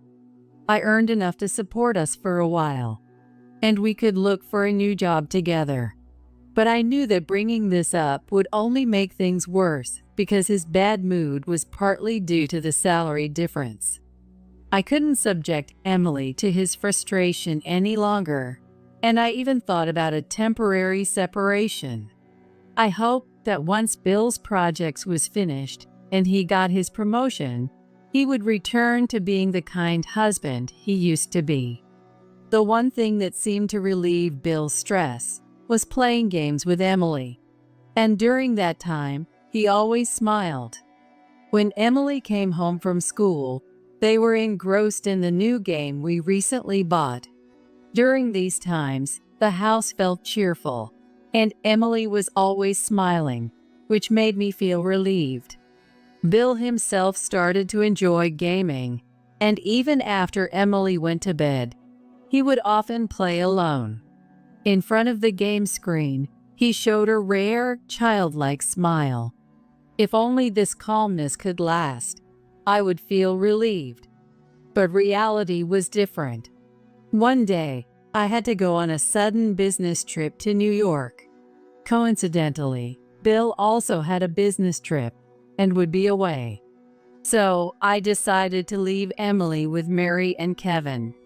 Emily usually looked forward to playing games at Bill's parents' house, but that day she wasn't her usual self and didn't even mention taking her game console. Emily, do you want to take your game console? She shook her head slightly when I asked. Not today, I guess. Emily usually looked forward to playing games with Mary and Kevin, so her unusual behavior worried me, but I had to leave for New York. Please take care of Emily, I said as I dropped her off at Mary and Kevin's place. Mary welcomed her warmly. Don't worry, we'll have a great time together. You go on and have a safe trip. Despite her reassurance, I couldn't stop thinking about Emily. During a break at work, I called to check on her. Mary and Kevin had taken her to the amusement park. Emily is doing great. She's saying, "It's so much fun at the amusement park. We even rode the merry-go-round like we were kids again." That's wonderful. Emily has been wanting to go for a while, but we never got the chance. Really, we're making sure she has a blast today. Mary and Kevin were truly wonderful people. Feeling relieved, I attended my meeting in New York. After the meeting ended, I was preparing to head home when a colleague approached me. If you're tired, you should check out the luxury hotel nearby. It has a pool and is really relaxing. I hesitated, thinking I needed to pick up Emily soon, but I was quite exhausted and decided to treat myself to a stay at the hotel. However, as I approached the entrance of the luxury hotel, I couldn't believe my eyes when I ran into Bill. Bill. Susan, what are you doing here? Standing next to Bill was a woman I didn't recognize, and he looked shocked, his mouth gaping. Who is this old lady? The woman looked at me, tilting her head in confusion. Bill was flustered. Oh, this is well. He stammered, unable to form a coherent sentence. Bill, explain this, I said, trying to understand the situation. The woman next to Bill seemed far too intimate to be just a business associate. My mind didn't want to accept it, but the situation clearly indicated Bill's betrayal. Oh, this must be your wife. Why don't you introduce me properly? What are you saying, Jessica? Hearing the name Jessica, everything clicked. It was the name mentioned during the mac and cheese argument. So this is what it was about. I felt a deep chill run through my body. Hey, old lady, I'm dating Bill. I'm pretty hot, so I became his mistress, but now I want to be his wife. It's pathetic for you to cling to him, so just divorce him already. It seemed Bill had been lying to Jessica about many things. I let out a laugh and said, "I'm sorry to interrupt you," as I walked towards the station. No, it's not like that. Jessica's triumphant laughter and Bill's panicked voice followed me, but I didn't look back and just got on the train. As I watched the nightscape pass by the window, I thought about catching Bill in the act, but surprisingly, I didn't feel despair. I was going to live a different life from Bill. All I needed to do was take care of Emily. When I went to pick her up from Bill's parents, I found her fast asleep on Kevin's back. She seems to have played so much that she fell asleep. Thank you so much for taking her to the amusement park. I really appreciate it. No need to thank us. You could have stayed longer in New York. Do you want to stay the night? Seeing Mary and Kevin's smiles made my heart ache. Divorcing Bill meant separating from these wonderful people. I had no family left and didn't want to take Emily away from her grandparents. But I couldn't stay with Bill anymore. I told Emily about the divorce. However, after hearing a shocking story from Emily, I made a firm decision. I arranged a formal divorce discussion with Bill, including his mistress, Jessica. Jessica, who was Bill's junior coworker, had seduced him when our relationship was strained. She repeatedly bad-mouthed me and praised Bill, so it must have felt comforting for him. It didn't take long for them to become romantically involved. When their affair was exposed, Bill, possibly emboldened by Jessica, took a condescending attitude. So, it's a divorce then. I'll pay the alimony. And child support too. Yeah, I got it. Stop nagging. I'll pay it. Bill looked relieved, as if a weight had been lifted off his chest. I suddenly thought of something and glanced between Bill and Jessica. I had noticed something unusual about Jessica's stomach. Is there a baby involved? Yes, there is. Honestly, I was wondering when to tell you, so this makes it easier. Bill said, almost as if it were convenient for him. Jessica, standing next to him, was happily caressing her stomach. I couldn't bear to look at this scene and turned my eyes away. I couldn't tell Emily about this horrible situation. Having a child, too. Have you ever thought about how Emily would feel? I don't need a brat like her. What did you just say? Bill's relentless insults knew no bounds. It's natural for a man to earn more than a woman. Women should just stay at home and do the chores. If Emily turns out like you, she'll never amount to anything. He sneered. My body shook with anger. Do you think you can get away with saying such terrible things? I prefer a young woman who respects me. I'll love the child with my new girlfriend much more than the one I had with you. Without you holding me back, I can finally get my life back. Bill's eyes sparkled as if he were dreaming of his new life. By the way, is the new baby's name Ashley? How do you know that? That's creepy. Hey, don't say our angel's name with your filthy mouth. Jessica laughed arrogantly next to Bill and sneered. Hurry up and get the divorce done, old lady. We'll pay alimony. Just get it over with. Do you really think Mary and Kevin will approve of your remarriage in this situation? No matter what, I'm still their son. They only act strict because they care about me. Once they see my cute child, they'll melt. Bill seemed completely confident he would have his parents' support. There was no trace of dignity or compassion between Bill and Jessica. Their selfish and cruel nature was fully exposed, which oddly made me feel calmer. The money in my account had increased, but since it was evidence of Bill's betrayal, it felt like dirty money. However, it was essential for raising Emily. I had loved Bill, but I never expected to be insulted this much. I considered letting Emily see her father one last time, but realized it would only hurt her more. I'll inform Mary and Kevin myself. You're not planning to say anything unnecessary, are you? This happened because of my shortcomings, right? I'll go apologize and step back completely. Bill's lips curled into a deeply malicious smile. Oh wow, you're going to tell them you got dumped because you're not attractive anymore? I could never do that. Too embarrassing. Well, I'm not going to stop you. What a pathetic woman. Was he always this vulgar? As I looked down at the two beasts in human skin, my heart grew colder.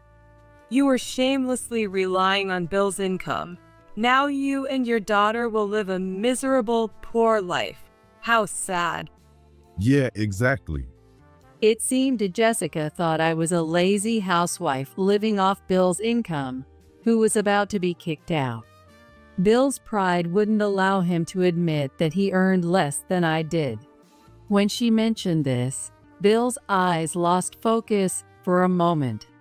I'm not pitiful. You two are the pathetic ones. You look so pathetic making excuses, old lady. I said nothing more, left the meeting, and filed for divorce. This marked the end of my marriage. The kind Bill I once knew was gone. Now it was my turn. I visited Mary and Kevin's house, calmly informed them of our divorce, and apologized, saying, "I'm sorry, it's my fault for not being enough."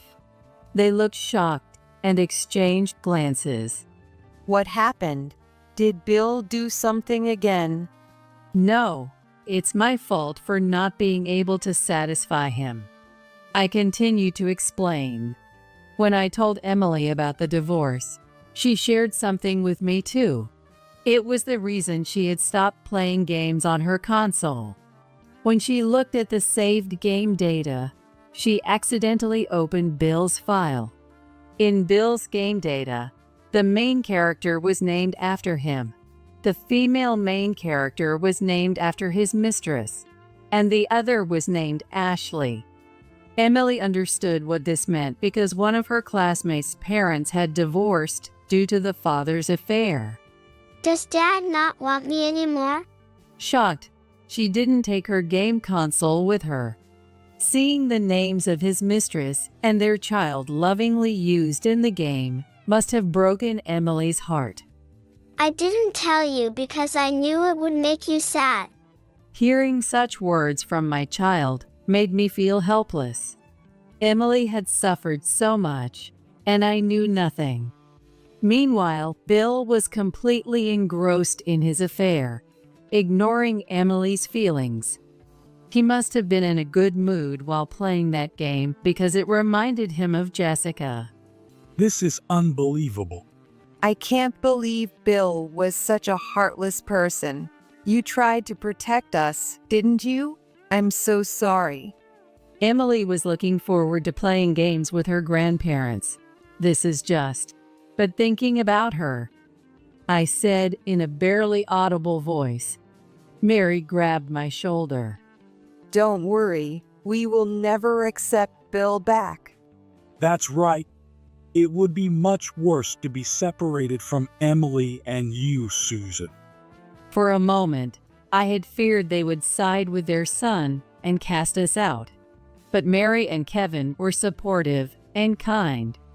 With their support, I decided to move from our current home to a new place.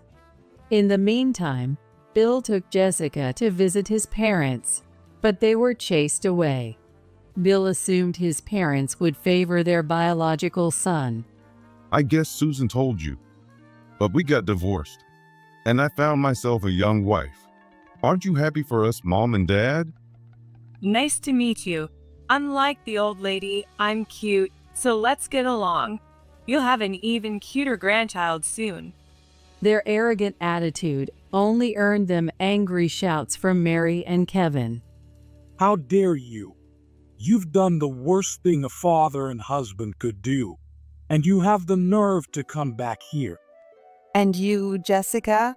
I want nothing to do with someone who knowingly dates a married man. Our only grandchild is Emily.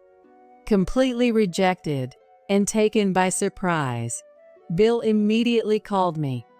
Hey, I told you not to say anything unnecessary. Did you provoke them? Why would my own parents kick me out? I just told the truth and apologized, saying, I'm sorry for being an inadequate wife. How did you think such strict parents would accept you? That's not the point. Without their help, I can't raise a child. How self-centered could he be? But I had no time to deal with Bill. I was on my way to see my old college professor.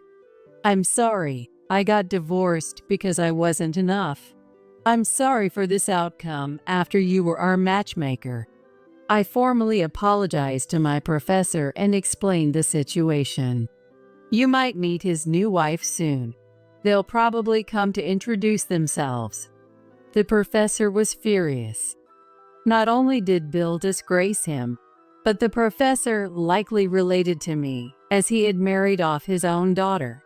If my daughter and grandchild were treated like that, I would never forgive it. You must not let this break you. I also told my colleagues from our lab days about our divorce. Soon, Bill was labeled as the heartless man who kicked out his family to be with his mistress and have a child. Bill's phone was flooded with messages, and he was blocked or cut off by many. Bill had been getting specialized work through the professor's connections. But after my conversation with the professor, those jobs stopped coming his way. He had originally received those jobs solely through the professor's generosity. And since they were his largest contracts, his income dropped significantly. He could barely support himself, let alone raise a child. Meanwhile, the professor recommended me for those jobs. You had better grades after all. How about giving it a try? Since Bill and I shared the same field of expertise, I could handle the work. I still had my usual remote work, so it was quite challenging. But it was rewarding to use my knowledge in this new job. Naturally, Bill was furious. Why should I lose my job over an affair? You set this up, didn't you? You were jealous of my work and planned to take it by making me have an affair. I was trapped. Unable to accept reality, he started making irrational accusations.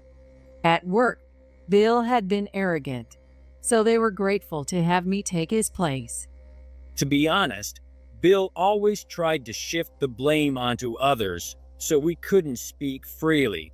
Everyone is pleased with the change. Bill never took responsibility for his words or actions, always making others say or do things his way, and blaming them for the outcomes. His extreme tendency to blame others was remarkable. Even when things went his way, if the results weren't as he expected, he would say, "You suggested it, so it's your fault." This created a stifling work environment, and some people were driven to quit because of it. Bill, working freelance, lost his jobs from the professor and angrily stormed into the workplace. Moreover, he still thought he was the leader and tried to boss people around. "Oh, you're not involved here anymore. Please leave." What are you talking about? This place can't run without me. Don't change the manual on your own. You were pushing everyone too hard and creating a hectic schedule. I streamlined the process by cutting out unnecessary steps. Bill's face turned bright red as he listened to my response.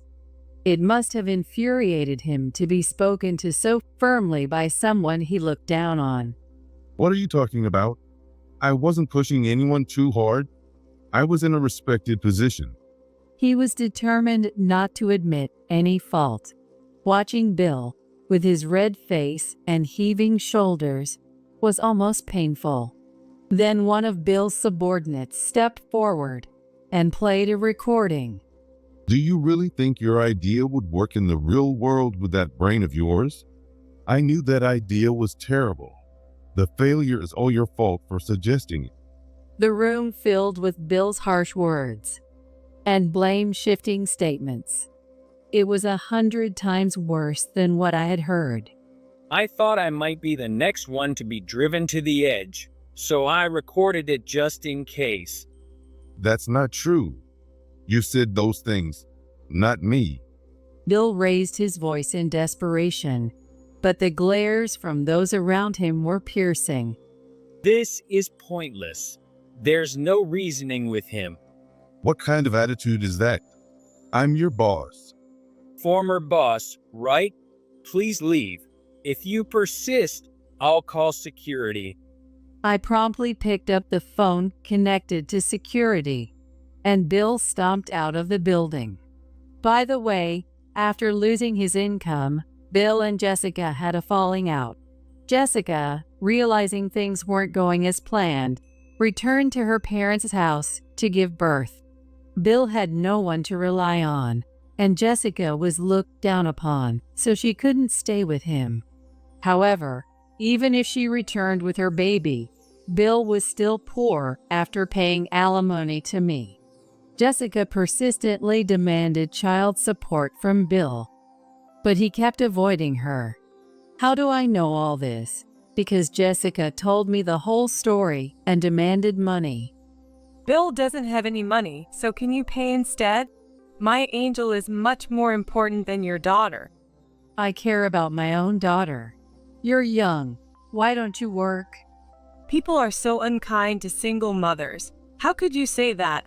I didn't know you were the one earning more. I thought you were living off Bill's income. He deceived me, so I'm the victim. She screamed. What on earth was she talking about? There was no way I would give her money. You're the one who assumed I wasn't earning. Anyway, don't contact me again. Ignoring Jessica's continued ranting on the phone, I hung up. I couldn't waste any more time on them. I focused on spending time with Emily and handling my new job with Mary and Kevin's support. A few years later, Emily graduated from elementary school. Seeing her at the graduation ceremony, I almost cried. However, there was an unwelcome guest at the entrance of the school. It was Bill. He looked very unkempt, with clothes covered in lint and a strange smell. He had an unshaven face and looked extremely unhealthy. Bill walked up to Emily and said, Emily, it's been a while. Dad. Don't you miss me? Don't you want me to come back? Please ask your mom. I hurried over and pulled Emily away from Bill. What are you doing here? You have no right to be here. Please, I'm at my limit. From what I gathered, Bill had been struggling to find stable work and had debts with shady lenders. He was being chased by debt collectors and couldn't get a job without a permanent address. He said any money he had went to food or hotel bills, so he couldn't save up to improve his appearance. That's your own fault. I'm not talking to you. Emily, if you just say yes, I can come back. Bill hadn't changed at all. He was still trying to make Emily say, I wanted you back. Dad. What? Bill looked at Emily with hopeful eyes. I hate you. I never want to see you again. Emily's shout echoed. Bill was stunned, not expecting to be rejected. After the divorce, Emily's stress had visibly decreased without Bill around. Who would want to return to that pressurized life? That's right. You never did anything fatherly, so don't think you can just come back. Wait. I really have no money and I'm so lonely.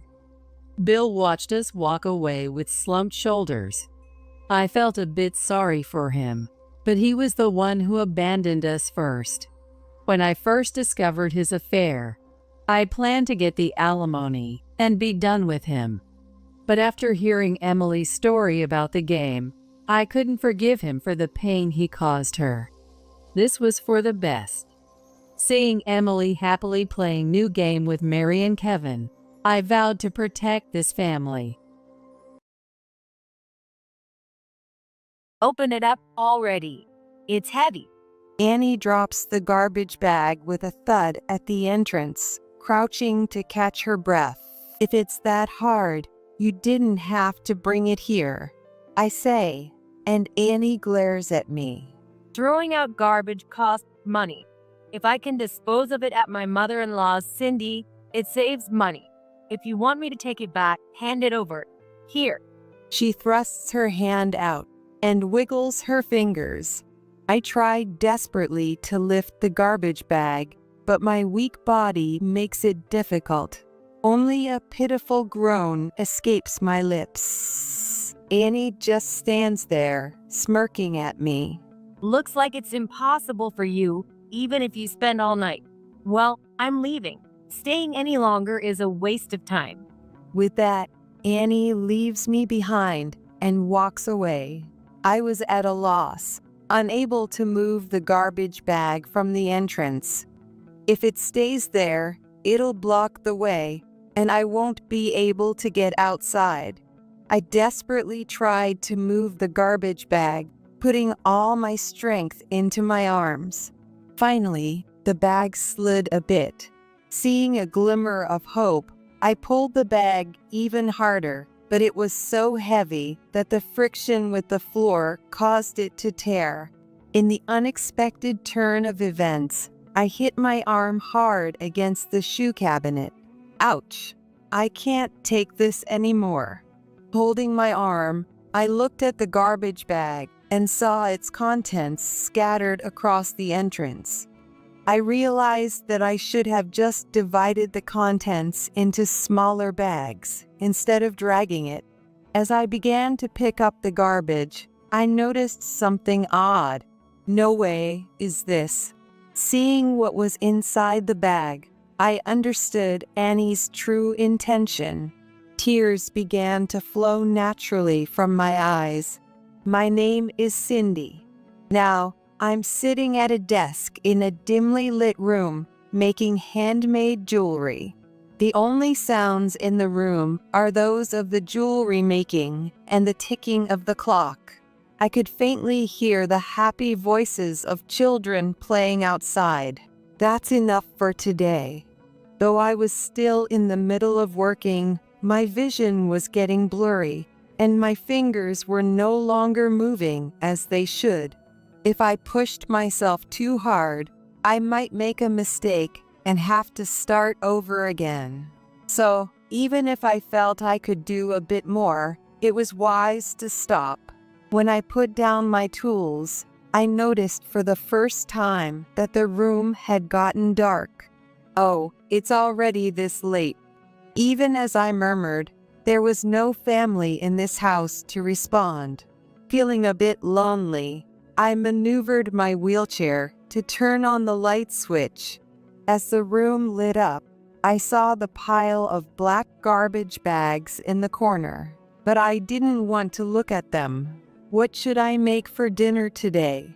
Quickly tidying up my tools, I went to the kitchen to start preparing dinner. The cheerful voices of children playing outside continued to be heard. As I listened to them, chopping vegetables on the cutting board, tears suddenly fell from my eyes.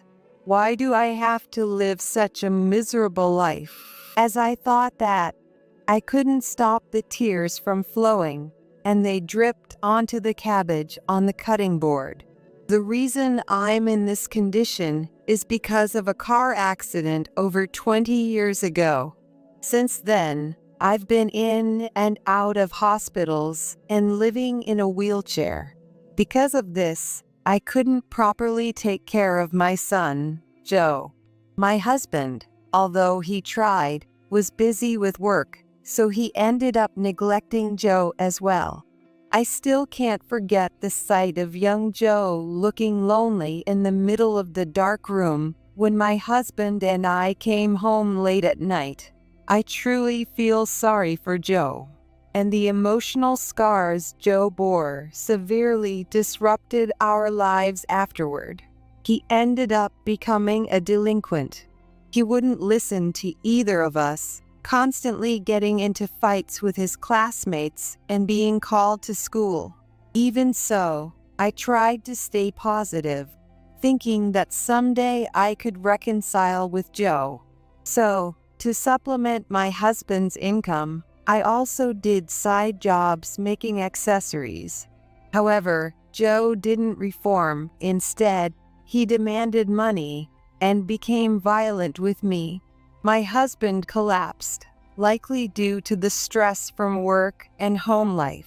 Worrying about Joe until the end, he passed away. Joe, perhaps feeling some responsibility, got married to a woman named Annie and quickly moved out. I was left with an unnecessarily large house and my jewelry making. I sold my jewelry at flea markets, so I had some interaction with neighbors. Talking with people only happened during those times. As I reminisced and shed tears, the doorbell rang. Someone coming at this hour had to be her. I quickly wiped my tears and hurried to the door as fast as I could. However, the person on the other side of the door couldn't wait and started banging on the door. Just a moment, I'm opening it now. As soon as I unlocked the door, my daughter-in-law Annie burst in with a hostile demeanor. She was wearing a suit, likely coming straight from work, and holding a black garbage bag for some reason. It was tightly packed and firmly tied. Why didn't you open the door sooner? You're really slow. As soon as she entered, Annie, her face red, hurled insults at me. I'm not just sitting around doing nothing, you know. I still have to check on you, so I came. I'm sorry, but it's hard to move quickly in a wheelchair. Stop making excuses. You should get more exercise. Here, take this garbage out. It'll be good exercise for you. With that, she tried to throw the garbage bag into the room. Stop it. It's really hard for me with these legs. If this keeps up, I'll be buried in garbage. I desperately stretched out my hands to stop her from throwing the bag, but my efforts were in vain, and the bag slipped from her hands, landing with a thud on the floor. Why does she have to be so cruel? Unbidden tears I thought I had wiped away streamed down again, but I didn't want Annie to see them, so I looked down. Annie crouched and whispered, "Crying won't get you any help. You're not a child, so get it together." Frustrated, I gritted my teeth, but in my weakened state, I couldn't resist. Annie knew that. She patted my shoulder, smiling mockingly. You're too slow to do any hosting anyway. This is boring, I'm leaving. She opened the door to leave, but suddenly turned back, looking at me seriously. I'll come again. The garbage isn't sorted, so you need to do it. Otherwise, you'll get in trouble. Understand? I was too angry to respond. As soon as the door closed, I hurriedly locked it. Annie has been coming to the house every day since my husband died. It's not out of kindness to check on me. She comes and insults me, and lately she's taken to throwing garbage at me. I didn't know what was inside, but it was so heavy that I couldn't muster the energy to take it outside.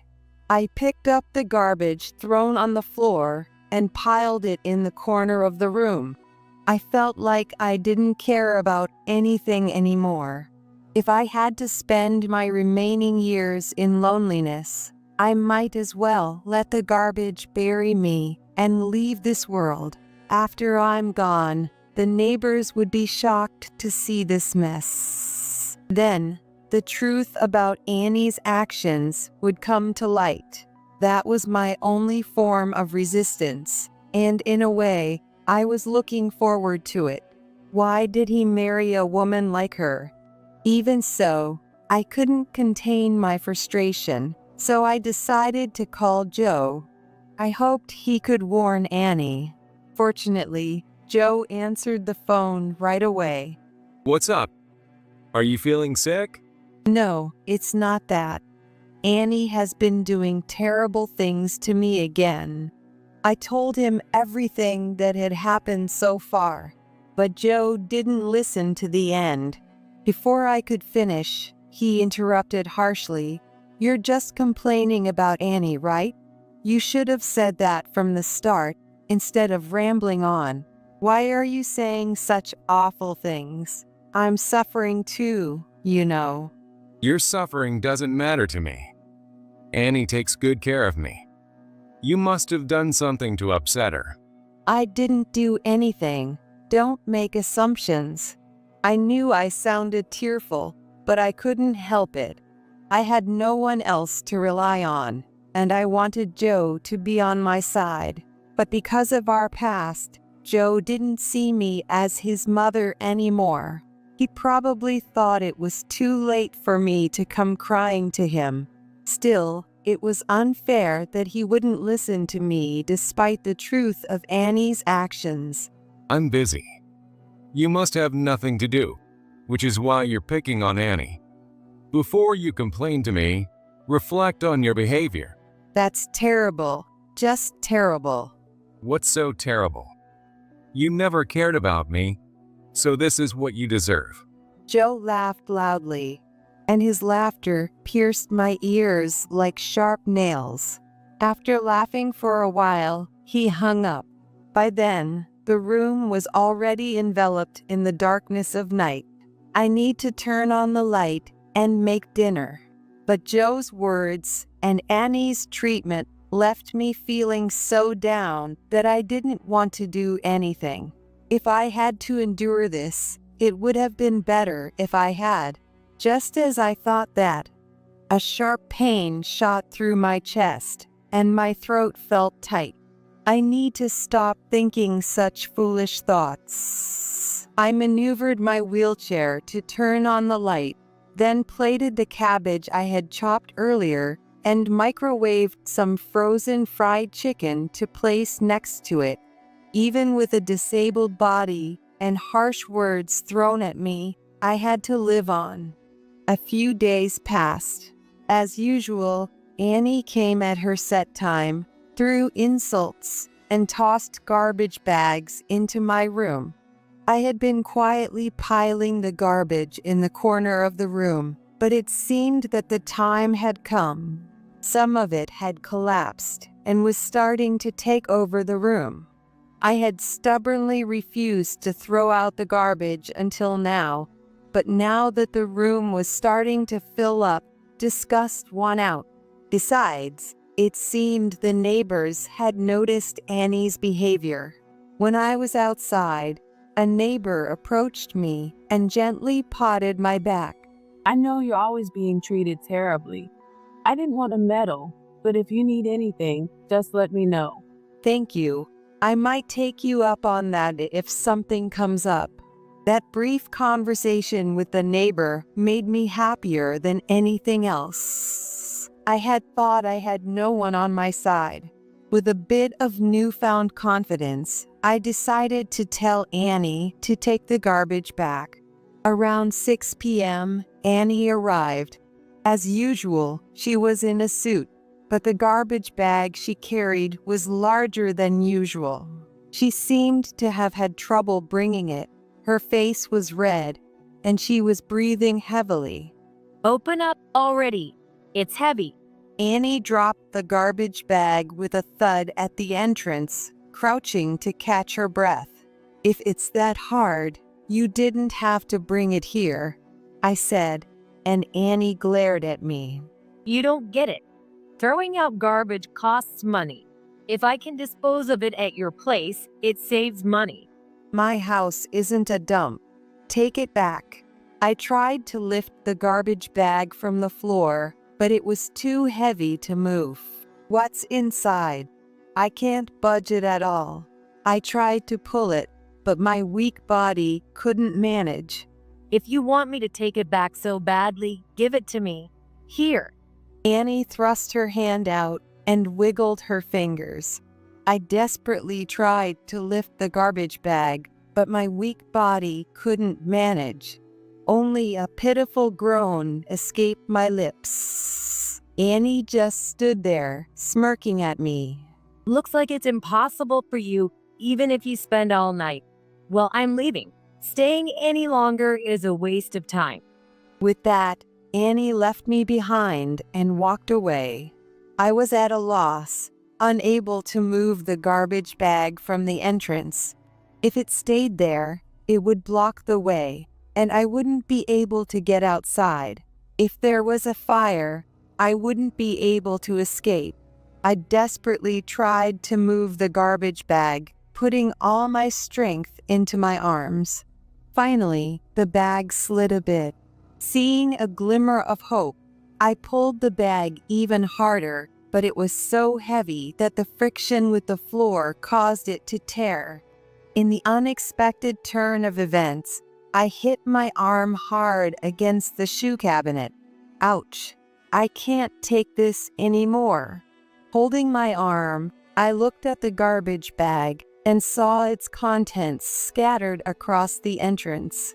So, I should have divided the contents into smaller bags instead of dragging it. As I began to pick up the garbage, I noticed something odd. No way, this.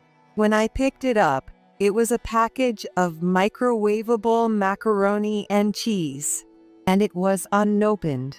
What is going on? Could it be that Annie didn't realize and just put it in the garbage bag?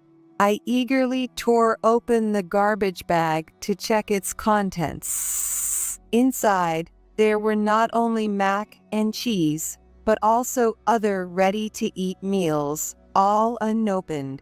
And it wasn't just ready-to-eat meals. There were also dried pasta, canned fish, and even cash wrapped in plastic bags. Why is all this inside? I left the bag at the entrance and went back into the room, opening each garbage bag piled in the corner. Sure enough, none of them contained actual garbage. They were all filled with ready-to-eat meals, canned goods, non-perishable items, and cash. I was stunned, unable to understand what was happening. Since every bag contained these items, it couldn't have been a mistake. But why go through such a roundabout way to deliver these? I had no choice but to ask the person directly. I cleaned up the scattered items at the entrance and waited for the next day. The next day, Annie arrived at the same time. I beckoned her into the room without saying anything. Annie hesitated for a moment, looking down, but then followed me into the room. She looked around at the piled-up garbage bags with a blank expression. I've never checked the contents before, thinking it was garbage. I'm sorry, I didn't realize you were trying to help me. Annie said nothing, just looked down at me, but suddenly her face twisted, and she covered it with both hands, bursting into tears. I'm sorry for saying such terrible things to you. It's okay, but there must be a reason. Tell me everything. Through her tears, Annie explained the situation. It's Joe's fault. Everything that's happened has been on his orders. Why would Joe do such a thing? Though Joe resented me, I never thought he'd go this far. Joe is in financial trouble. In financial trouble? That can't be true. I found it hard to believe that Joe was struggling with money. When my husband passed away, Joe received a substantial inheritance. He took most of it. It's true that I also have physical limitations, so ideally, I wanted to rely on the inheritance. Even though I needed the inheritance, I felt guilty for making Joe feel lonely, so I didn't complain when he took it. So it made no sense that he was short on money now. When I pointed this out to Annie, she hung her head in shame. It's his business. Joe started a cafe to help revitalize the town. I had no idea, but apparently Joe had started this business a few years ago. Since he had a good public image, he managed to get the necessary permissions from the city and the bank to open the store. But things didn't go as planned, and the business failed. Burdened with debt, Joe set his sights on my inheritance. At first, I refused. I knew from Joe about your situation and understood why he hated you, but I couldn't bring myself to mistreat someone with a disability. Annie sat on the floor, hugging herself. So, you had no choice but to do it, I said. Annie nodded and lifted her shirt, showing me her bare back. I gasped at the sight of the painful bruises. He's not normal. He acts like a gentleman in public, but he's cruel to me. Annie put her shirt back down. He didn't trust me either. He ordered me to document everything I did to you. But you mixed in the ready-to-eat meals instead of garbage as a form of resistance. Annie shook her head sadly. Partly, but also because Joe was using me to torment you. If anything went wrong, I'd be the one blamed since he didn't do anything directly. Annie continued, scratching her head in frustration. So it was insurance. I thought if I insisted it was food, not garbage, my punishment would be lighter. I didn't mind if you actually threw it away. But why are you being honest now? A neighbor almost called the police. I realized it was pointless to continue, but I'm still scared of Joe and don't know what to do. Annie didn't seem to be lying. She looked genuinely distressed, roughly tugging at her hair. Seeing this, a wave of intense anger surged within me. I didn't mind if Joe hated me or if I lost my life. He could use my inheritance to pay off his debts or invest in his business as he pleased. If that satisfies him, then I can say I fulfilled my duty as a parent. That was all I could do for my son. But involving Annie and subjecting her to violence was unforgivable. I took Annie's hand. Thank you for telling me. Let's stop Joe together. But how? What should we do? Don't worry, I have a plan. With that, I began preparing to help Annie. First, I explained the situation to the neighbors and told them we would be staging a scene, so they wouldn't be alarmed by any loud noises. Next, Annie and I planned and recorded her verbally abusing me with her throwing garbage bags at me. Okay, I'm ready, Annie said. At her cue, she threw a garbage bag at me. Take this. No, stop it. We filmed several variations, changing clothes to ensure Joe wouldn't recognize us. As we continued, it started to become fun, and we ended up with a more realistic video than I had anticipated. That should do it, Annie. If possible, I'd like you to record Joe harassing you as well. Annie, clearly enjoying herself, smiled broadly. Secret recording, right? Leave it to me. I'll do it well. Annie returned to Joe for the time being. Next, I decided to stage a call with Joe. I would call him, sounding as mentally strained and close to the edge as possible. Joe, I can't take it anymore. Help me. Of course, Joe wouldn't genuinely worry. Every time he heard my suffering voice, he'd laugh, thinking, "Suffer all you want." After making a few fake calls, I went for the final act. "Joe, I don't want to live anymore. This will be my last call. I'm sorry for everything." Even I thought my performance was convincing. It seemed Joe was completely fooled by my act. He even told Annie, "That old woman will kick the bucket soon. Finally, I'll get my inheritance," with satisfaction. Naturally, Annie recorded all of this. We also successfully filmed him harassing her, securing all the evidence we needed.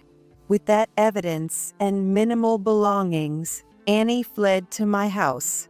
She had already explained the situation to her workplace, so Joe visiting her there would be pointless. From my house, Annie contacted a lawyer to expose all of Joe's wrongdoings.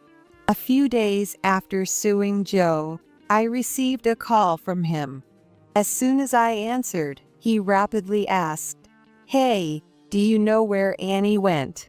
"Oh, Joe, I don't want to live anymore." Shut up. I don't care about you. Where's Annie? "I don't know. I haven't seen her." I could tell Joe was panicking, even over the phone. Don't play dumb. That woman pulled a stunt. The only place she'd go is to you. I'm coming over. About an hour later, Joe really showed up. Through the intercom, his tone completely changed to a gentle one. Mom, long time no see. Let me in. I brought some sweets. Let's eat together. He showed a bag of sweets to the monitor. A while ago, I might have believed him, but knowing everything from Annie, I could see through his act. "Annie's not here.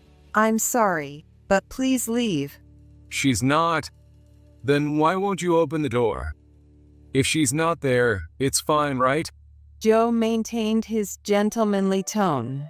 "I see, indeed, he seems pleasant on the surface. No, the room is messy, so I can't open it." Then I'll clean it up. So let me in. "No, I'm not opening the door. Go away." Hey, old woman, cut it out. When I firmly refused, Joe showed his true colors. You bastard. You have some nerve defying me in that condition. Get ready. Losing his cool, Joe started kicking the door violently. The sound echoed through the room. Open up. Open this door, damn you. The door was sturdy metal, so I didn't think it would break, but Joe's crazed intensity scared me. I'm scared.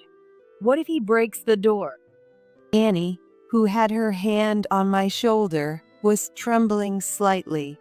"Annie, call the police." Got it. While Annie called the police, I tried talking to Joe. "Joe, stop this. It's pointless." But my words didn't reach him anymore. After a while, I heard muffled shouting outside, and the kicking stopped. Looking through the monitor, I saw the neighbors had restrained Joe. Held by the men, Joe couldn't resist. Let go. Let me go. But the police soon arrived and arrested Joe. After confirming this, Annie and I went outside to face Joe. Hey, Mom. Tell them to let me go. "Sorry, but everyone knows your true nature now. Give it up." Don't be ridiculous. It's your fault. You ruined my life. Joe was taken away without apologizing to Annie. The neighbors also offered me words of comfort. Thank you, Cindy. Annie gently held my hand as she said this. Joe faced the consequences of his actions. Someone had filmed the incident and posted it online. The footage of Joe kicking the door and shouting obscenities quickly spread on social media, revealing his true nature. His past wrongdoings, hidden threats, and fraudulent activities were all exposed. He lost all community trust, his business collapsed, and he had to pay huge compensation and repay his debts. On top of that, Annie filed for divorce, armed with the evidence she had collected, and Joe had to pay a large settlement. Joe, who lost everything, contacted me 3 days ago, saying he wanted to come to my house. In the meantime, I devised a plan to help Joe turn his life around. Please, Mom, help me. Joe, who came to my house, repeatedly apologized in front of me while rubbing his forehead on the floor. I'm truly sorry. You're the only one I can rely on. Please do something. I'm sorry, Joe. As a mother, I want to help you, but I'm in this condition and don't have enough savings. So, I talked to your uncle. With that, I called out to Joe's uncle, who was waiting in the next room. The door burst open, and a tough-looking man with a shaved head and sunglasses stepped out. This is a construction worker. When I told him about you, Joe, he said he'd be happy to hire you. They're short-staffed right now. I had arranged for him to come not only for the job opportunity, but also as a bodyguard in case things went south. Joe, clearly displeased, took a step back, but the man quickly approached and grabbed Joe by the collar. Come on, let's go. Don't worry. You'll be living in a dorm in the mountains with nothing else around. You'll pay off your debts in no time. Now get up. No, I don't want to. Mom? Joe reached out to me, but he couldn't get away. He was dragged away by the man. After watching this, Annie emerged from the room. It's unfortunate, but it can't be helped. Yes, but Joe will manage somehow. Annie, who had divorced Joe, had no family and was all alone. I suggested that she live with me, and she gladly accepted. Oh, it's already this late. You have a class to teach, right? I'll take you since I'm going out to job hunt. Since that incident, I had more opportunities to talk with my neighbors. During one of these interactions, they suggested I start teaching a handmade crafts class. Initially, I was confused, but I had become quite skilled over the years. Now, I teach many students and earn more than I did with my freelance work. Yes, please, let's go. Annie pushed my wheelchair as we left the house. We walked and chatted happily under the warm, early summer sunlight. There was a time when I couldn't see a future, but now I'm enjoying bright and happy days. My name is Jessica. I'm a 28-year-old office worker. Currently, I work at my father's construction company. I'm about to get married soon. My fiancé is a college classmate named John. He confessed his feelings to me, and we started dating, and now we live together. John works in a company in downtown, and I work at my local father's company. He commutes by train, but I drive to work. Right now, I'm busy preparing for our wedding, which is just 3 months away. John usually gets home around 7 p.m., so I usually take care of the meals since I get home earlier. On weekends, he takes care of cleaning the room and the bathroom. I love cars, especially driving them.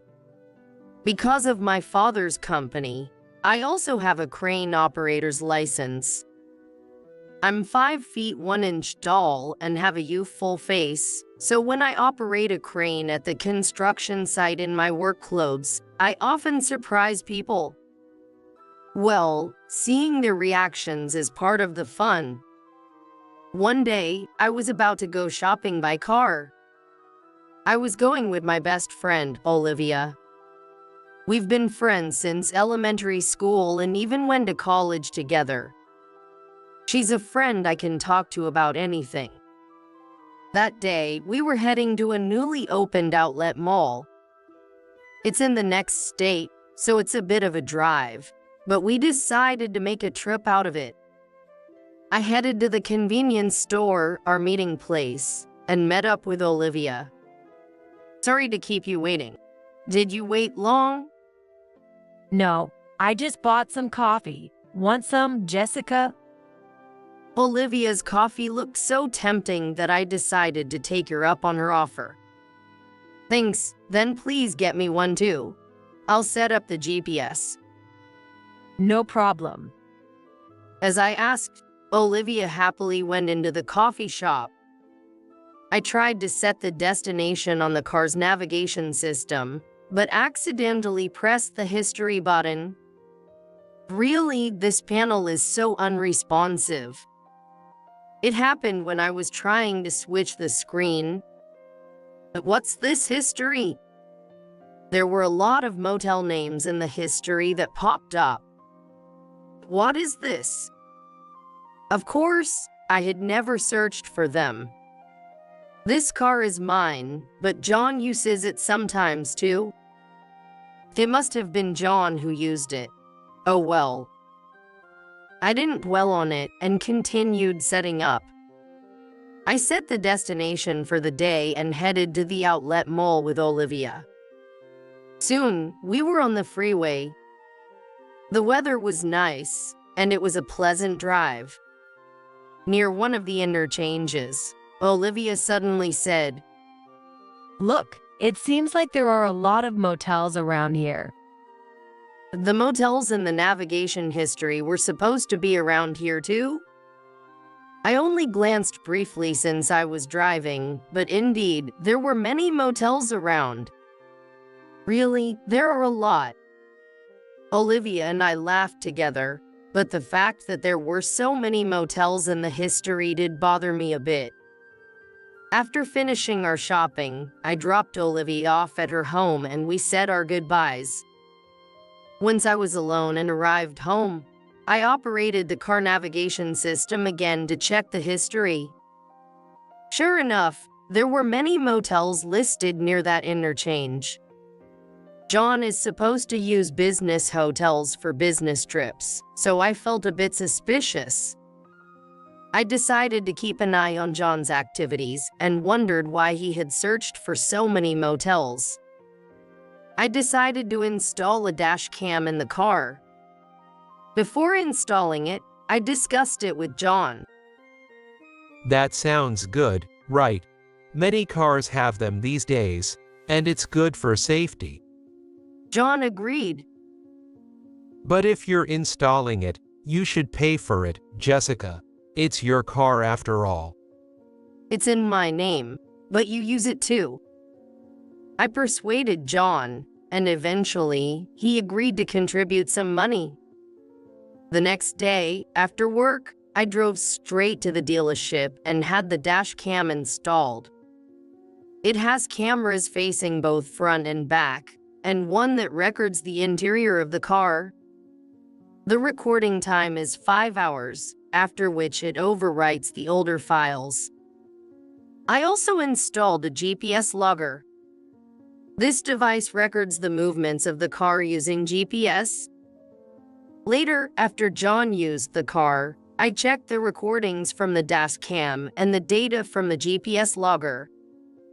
Since I use the car for commuting, John mainly uses it on weekends. Of course, he always asks for my permission beforehand. One weekend, John asked me, Can I use the car this Saturday? Sure, where are you going? To that shopping mall you went to. A friend of mine wants to check it out. Really? Which friend? A coworker who lives pretty close by. Is it a woman, by any chance? No way. He's a big, muscular guy. Well, okay then. Bring me back something. Got it. Food's good for you, right? Yeah, I'd love something sweet. All right, got it. Then the weekend came. As planned, John left on Saturday and came back in the evening. After he returned, I told him, I think I left something in the car. Then I got in the car and retrieved the memory card and the GPS logger.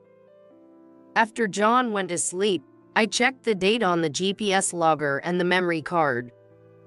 The GPS logger confirmed that he did go to that shopping mall. However, on the way back, he took an exit at the interchange and made a detour. Zooming into the location, it turned out to be the motel area I had checked the day before. Stopping at a motel on a day trip. This looks completely suspicious. And with our wedding next month, why is this happening? I felt my fingers trembling as I operated the computer. Shocked as I was, I composed myself and checked the memory card. I inserted the memory card into the computer and played the recorded video. Suddenly, an unfamiliar woman appeared in the passenger seat. She was a beautiful woman with long hair, dressed quite flamboyantly. She seemed older than me, but her occasional smile appeared youthful. I was so shocked, I could only stare at the screen. The conversation was also recorded. You're really bad, you know. Getting married next month and doing this. She laughed. It's fine. I'm marrying her because her dad owns a construction firm. He's got money. Wait, but what about us after you get married? That won't end things. You're my real choice, Victoria. I plan to divorce in about a year. Of course, I'll make it look like it's her fault. Take a good chunk of alimony and her parents' fortune, then I'll be with you. Really? I have to wait a year. No, we'll keep seeing each other during that time. I can't stand being away from you for even a day. That makes me happy. John, I love you. I love you too, Victoria. I stopped the playback. I couldn't watch anymore. John was indeed cheating. And his intent to marry me was to take over my father's company. Even when he proposed to me, and the time we spent at a seaside hotel on my birthday, all of it was a facade.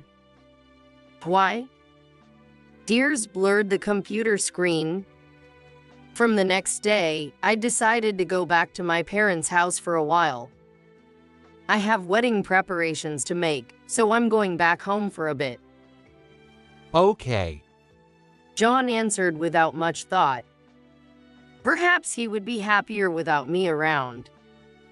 I'm feeling a bit uneasy, so I'm going to stay here to calm down for a bit. It seems my parents thought I was experiencing cold feet. Of course, that's fine. My parents gladly agreed. A few days later, I received a call from my best friend, Olivia. Thinking I could tell her the truth, I confided everything to Olivia. Got it. I'm coming over today and we'll drink the night away.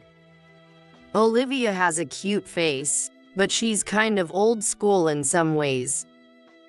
But I love that part of her. I told my parents it was my last single girl party. Soon after, Olivia arrived with drinks and snacks. Hello, I'm borrowing Jessica for the day. It might get a bit noisy, but please bear with us. As soon as she arrived, Olivia cracked a joke. No problem. I get the noise, but don't drink too much. I also made some snacks, so take them and eat up. My mom had thoughtfully made some snacks as well. Wow, thank you. I was wondering what that delicious smell was. We'll gladly take them. Wait, can I invite another friend over? Yes, of course. Make it a party. That'll be a good memory for Jessica. Thank you so much. Then I called another friend, Michelle. She was a high school classmate and, coincidentally, the planner at the wedding venue we had booked, where we reunited as she was assigned our wedding. She went to the same high school as Olivia and me, and we had met a few times before, so now we're all good friends. The three of us started a party. I showed them the dash cam footage. Wait, I know her. She's Victoria, a junior from our college club. Jessica wasn't in the club, but John and I were in the same club with her. I was astonished to learn this fact. Really? John's junior? I thought she was older than me. She has always seemed mature, but I never expected it was Victoria. She's invited to the wedding, too. Most of our club members are coming. Olivia spoke while munching on the snacks my mom made. But it feels so frustrating to leave it like this. I really want to get back at them. Michelle slammed her empty wine glass down on the table forcefully. She has a strong sense of justice. She once caught a molester in high school and handed him over to the police. She was indignant on my behalf as if it were her own issue. Inspired by her words about revenge, Olivia started to speak. Then let's ruin the wedding. I have an idea. Olivia, she started scribbling something on a piece of paper as she said that. How about this? Michelle, we'll need your help too. Can you help us out? Thinking of it as helping Jessica. Of course. I'm the planner for this wedding, so I can do anything. With Michelle, the planner, on our side, the chances of our plan succeeding skyrocketed. Awesome. You're a lifesaver. Hey, both of you, don't drink too much. With that, our plan was set. As the two of them fell asleep from drinking too much, I covered them with blankets and said, "Thank you, Olivia, Michelle." I had drunk too much too, but I felt a bit relieved. The next day, I returned to John's place. A few days after getting home, I implemented our first strategy. While reviewing the footage, Olivia had discovered it. One evening after work, I met John at the station as we planned to dine out at a family restaurant, and I drove us there. After the meal, I dropped John off at home first and then parked the car before returning to the apartment. John, to think you'd prepare something like this for me without telling. I walked into the living room and pretended to be touched. What? John made a strange noise at my sudden words. This is a gift for me, right? I found it in the car. I showed John the paper bag containing a designer brand bag. The paper bag also had the brand's name written in large letters. I was cleaning the back window of the car because it was dirty, and when I went to get the cleaning supplies from under the back seat, I found this. Oh, John, you were trying to surprise me by hiding it there, weren't you? Sorry, I found it. I played dumb and pretended to be even more delighted. Well, that is. John fumbled for words. What? Is there someone else you'd give something like this to? Don't be silly. There's no one for me but you, Jessica. Right? You bought it for me, didn't you? How much was it? Around $2,000. Thank you so much. Yeah, it was a limited edition, so maybe $5,000. I thought it would suit you. It was supposed to be a surprise. Well, you got me. Yeah, it seems a bit youthful, but I can still pull it off, right? Of course, any bag would look good on you, Jessica. Hey, that's not really a compliment, is it? Eeps, sorry. Then I'll keep it safe. Thanks so much. Yeah. When I heard his last sigh, I had to struggle to keep from laughing. During that party, I had seen in the recordings that John was being nagged by Victoria for a luxury bag. And then, he bought the luxury bag and hid it under the backseat of the car. I found it and ended up receiving it instead. Even during dinner that evening, John was sighing. Serves him right. A few days later, my dad called me. It seems his bad habit kicked in again. He had gone and bought a new car. My dad has always loved cars and has owned many over the years. He told me that on his way home from work, while driving on the highway, he impulsively stopped in front of a used car center, and there, he spotted a top-notch model of a car he had always admired and ended up buying it on the spot. Dad, Mom must have scolded you, right? Yeah, getting scolded is nothing. Listen, it's a car I've always wanted. I thought if I missed this opportunity, I might never get it again. I can't wait for it to be delivered. Seriously, you never think about what comes next. What about your current car? Yeah, I'll give that one to you. It's still in great shape. It's better than these flimsy new cars. Well, I was actually starting to get tired of my current one. Just sell that one. An automatic like that is no fun, right? But then it hit me. Okay, I'll do that. Thanks, Dad. Yeah, it's getting delivered next week. So come pick it up by then. I'll have it cleaned up for you. Okay, but Dad, this has to be the last of your hobbies, all right? Don't say that. A man's passion never ends. All right. Thanks, Dad. After hanging up, I couldn't help but smile. And so, my car changed a few days later. Jessica, did you change your car? It looks cooler than the previous one. Yes, my dad bought a new car, and I got his old one. It's cooler than the previous one, isn't it? Yo, it's cool. Let me borrow it next Saturday. Sure, that's fine. It felt like a fish taking the bait.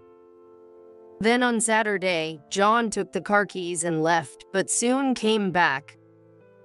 Hey, that car. What's wrong? It doesn't start. No, it's not that. I can't drive it. You can't drive it. Yeah. What's wrong? It was fine when I drove it yesterday. But it's a manual. So, what about it? Well, I only have an automatic license. All right. It's not funny. I can't drive the car. It's a problem if I can't use a car. Why is it a problem? Should I drive for you? No, that's also troublesome. I don't want to bother you on your day off. What? I don't mind. No, it's okay. I'll figure something out. Really? Well, take care then. He can't figure this out. Serves him right. The car I got from my dad is a manual. I have a manual license, so it's no problem for me, but John only has an automatic license. He legally can't drive that car. He probably couldn't drive it even if he tried. I already knew he was using a car for weekly dates.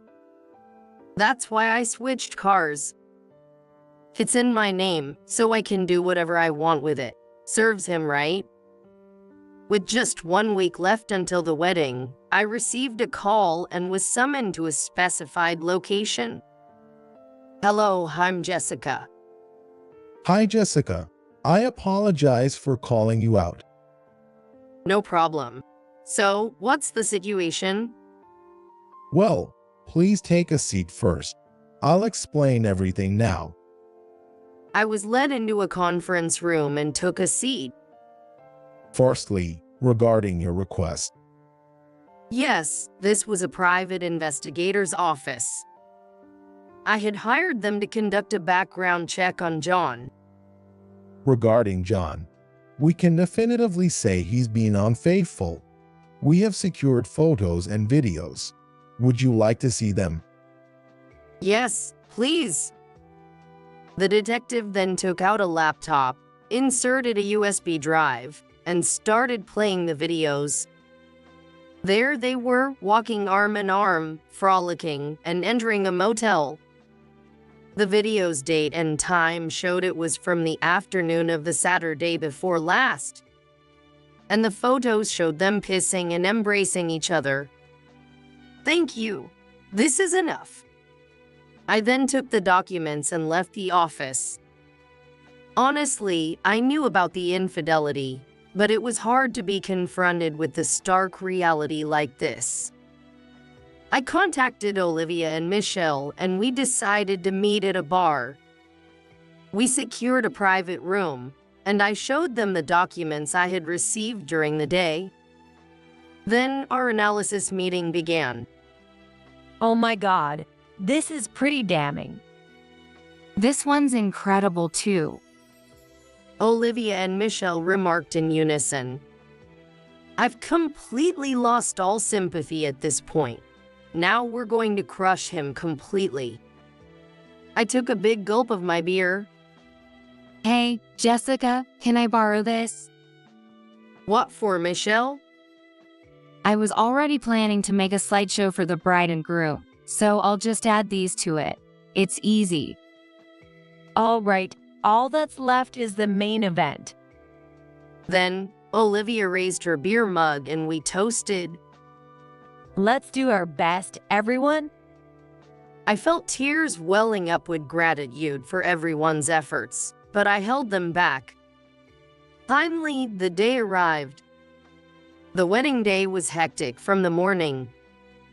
When I arrived at the venue, makeup started immediately, followed by hairstyling and dressing up, and everything proceeded as scheduled without regard to how I felt.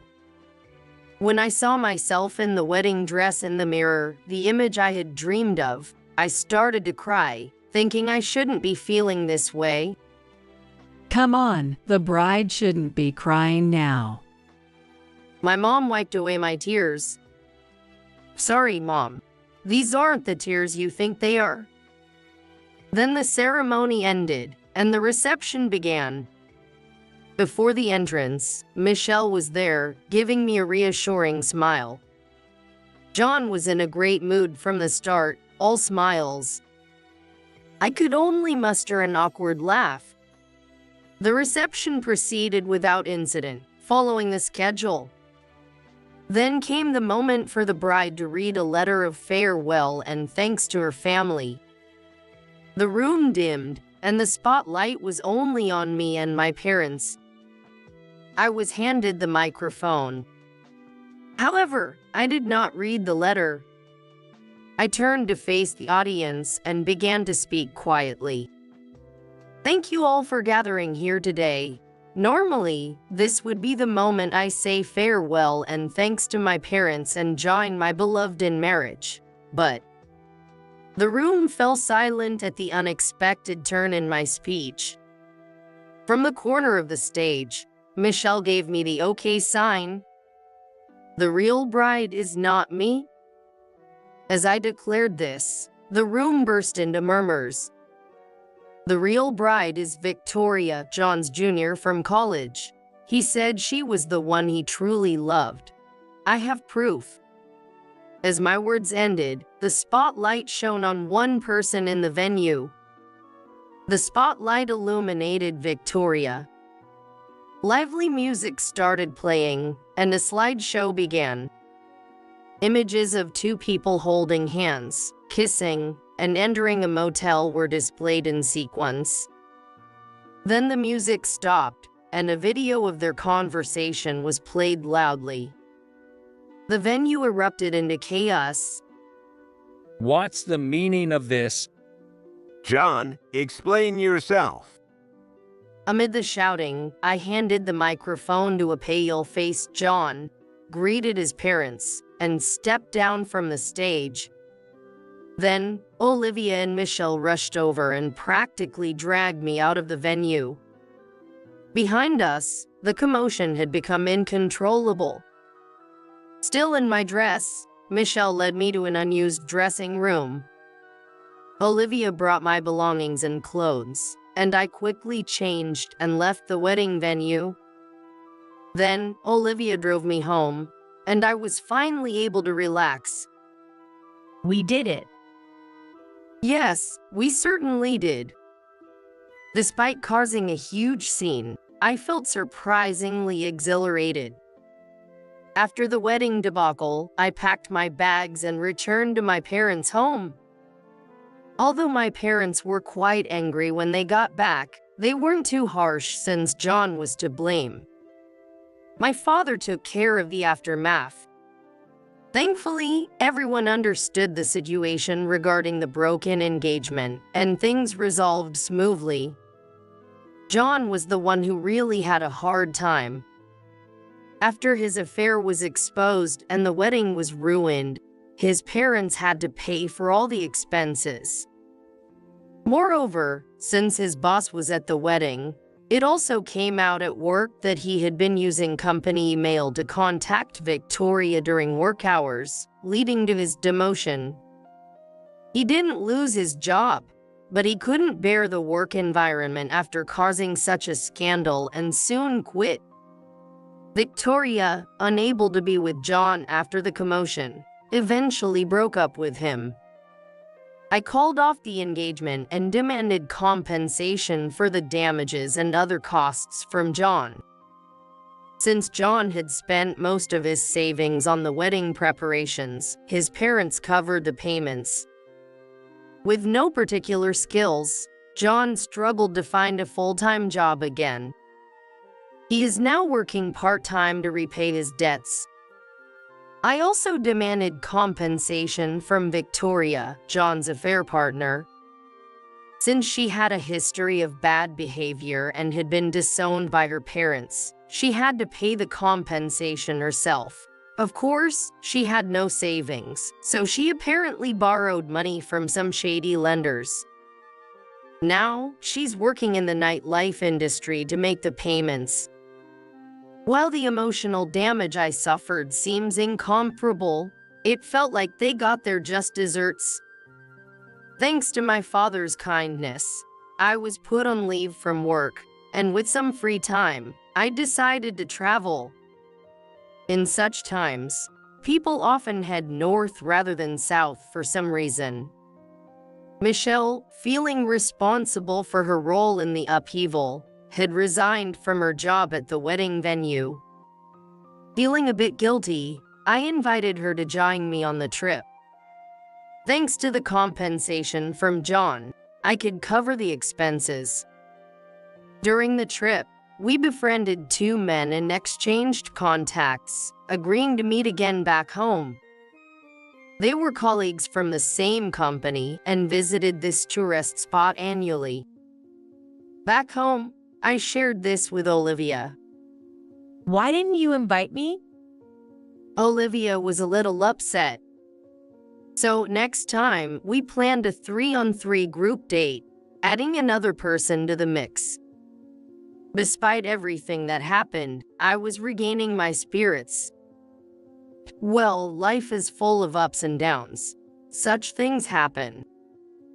I am ready to move forward towards the future.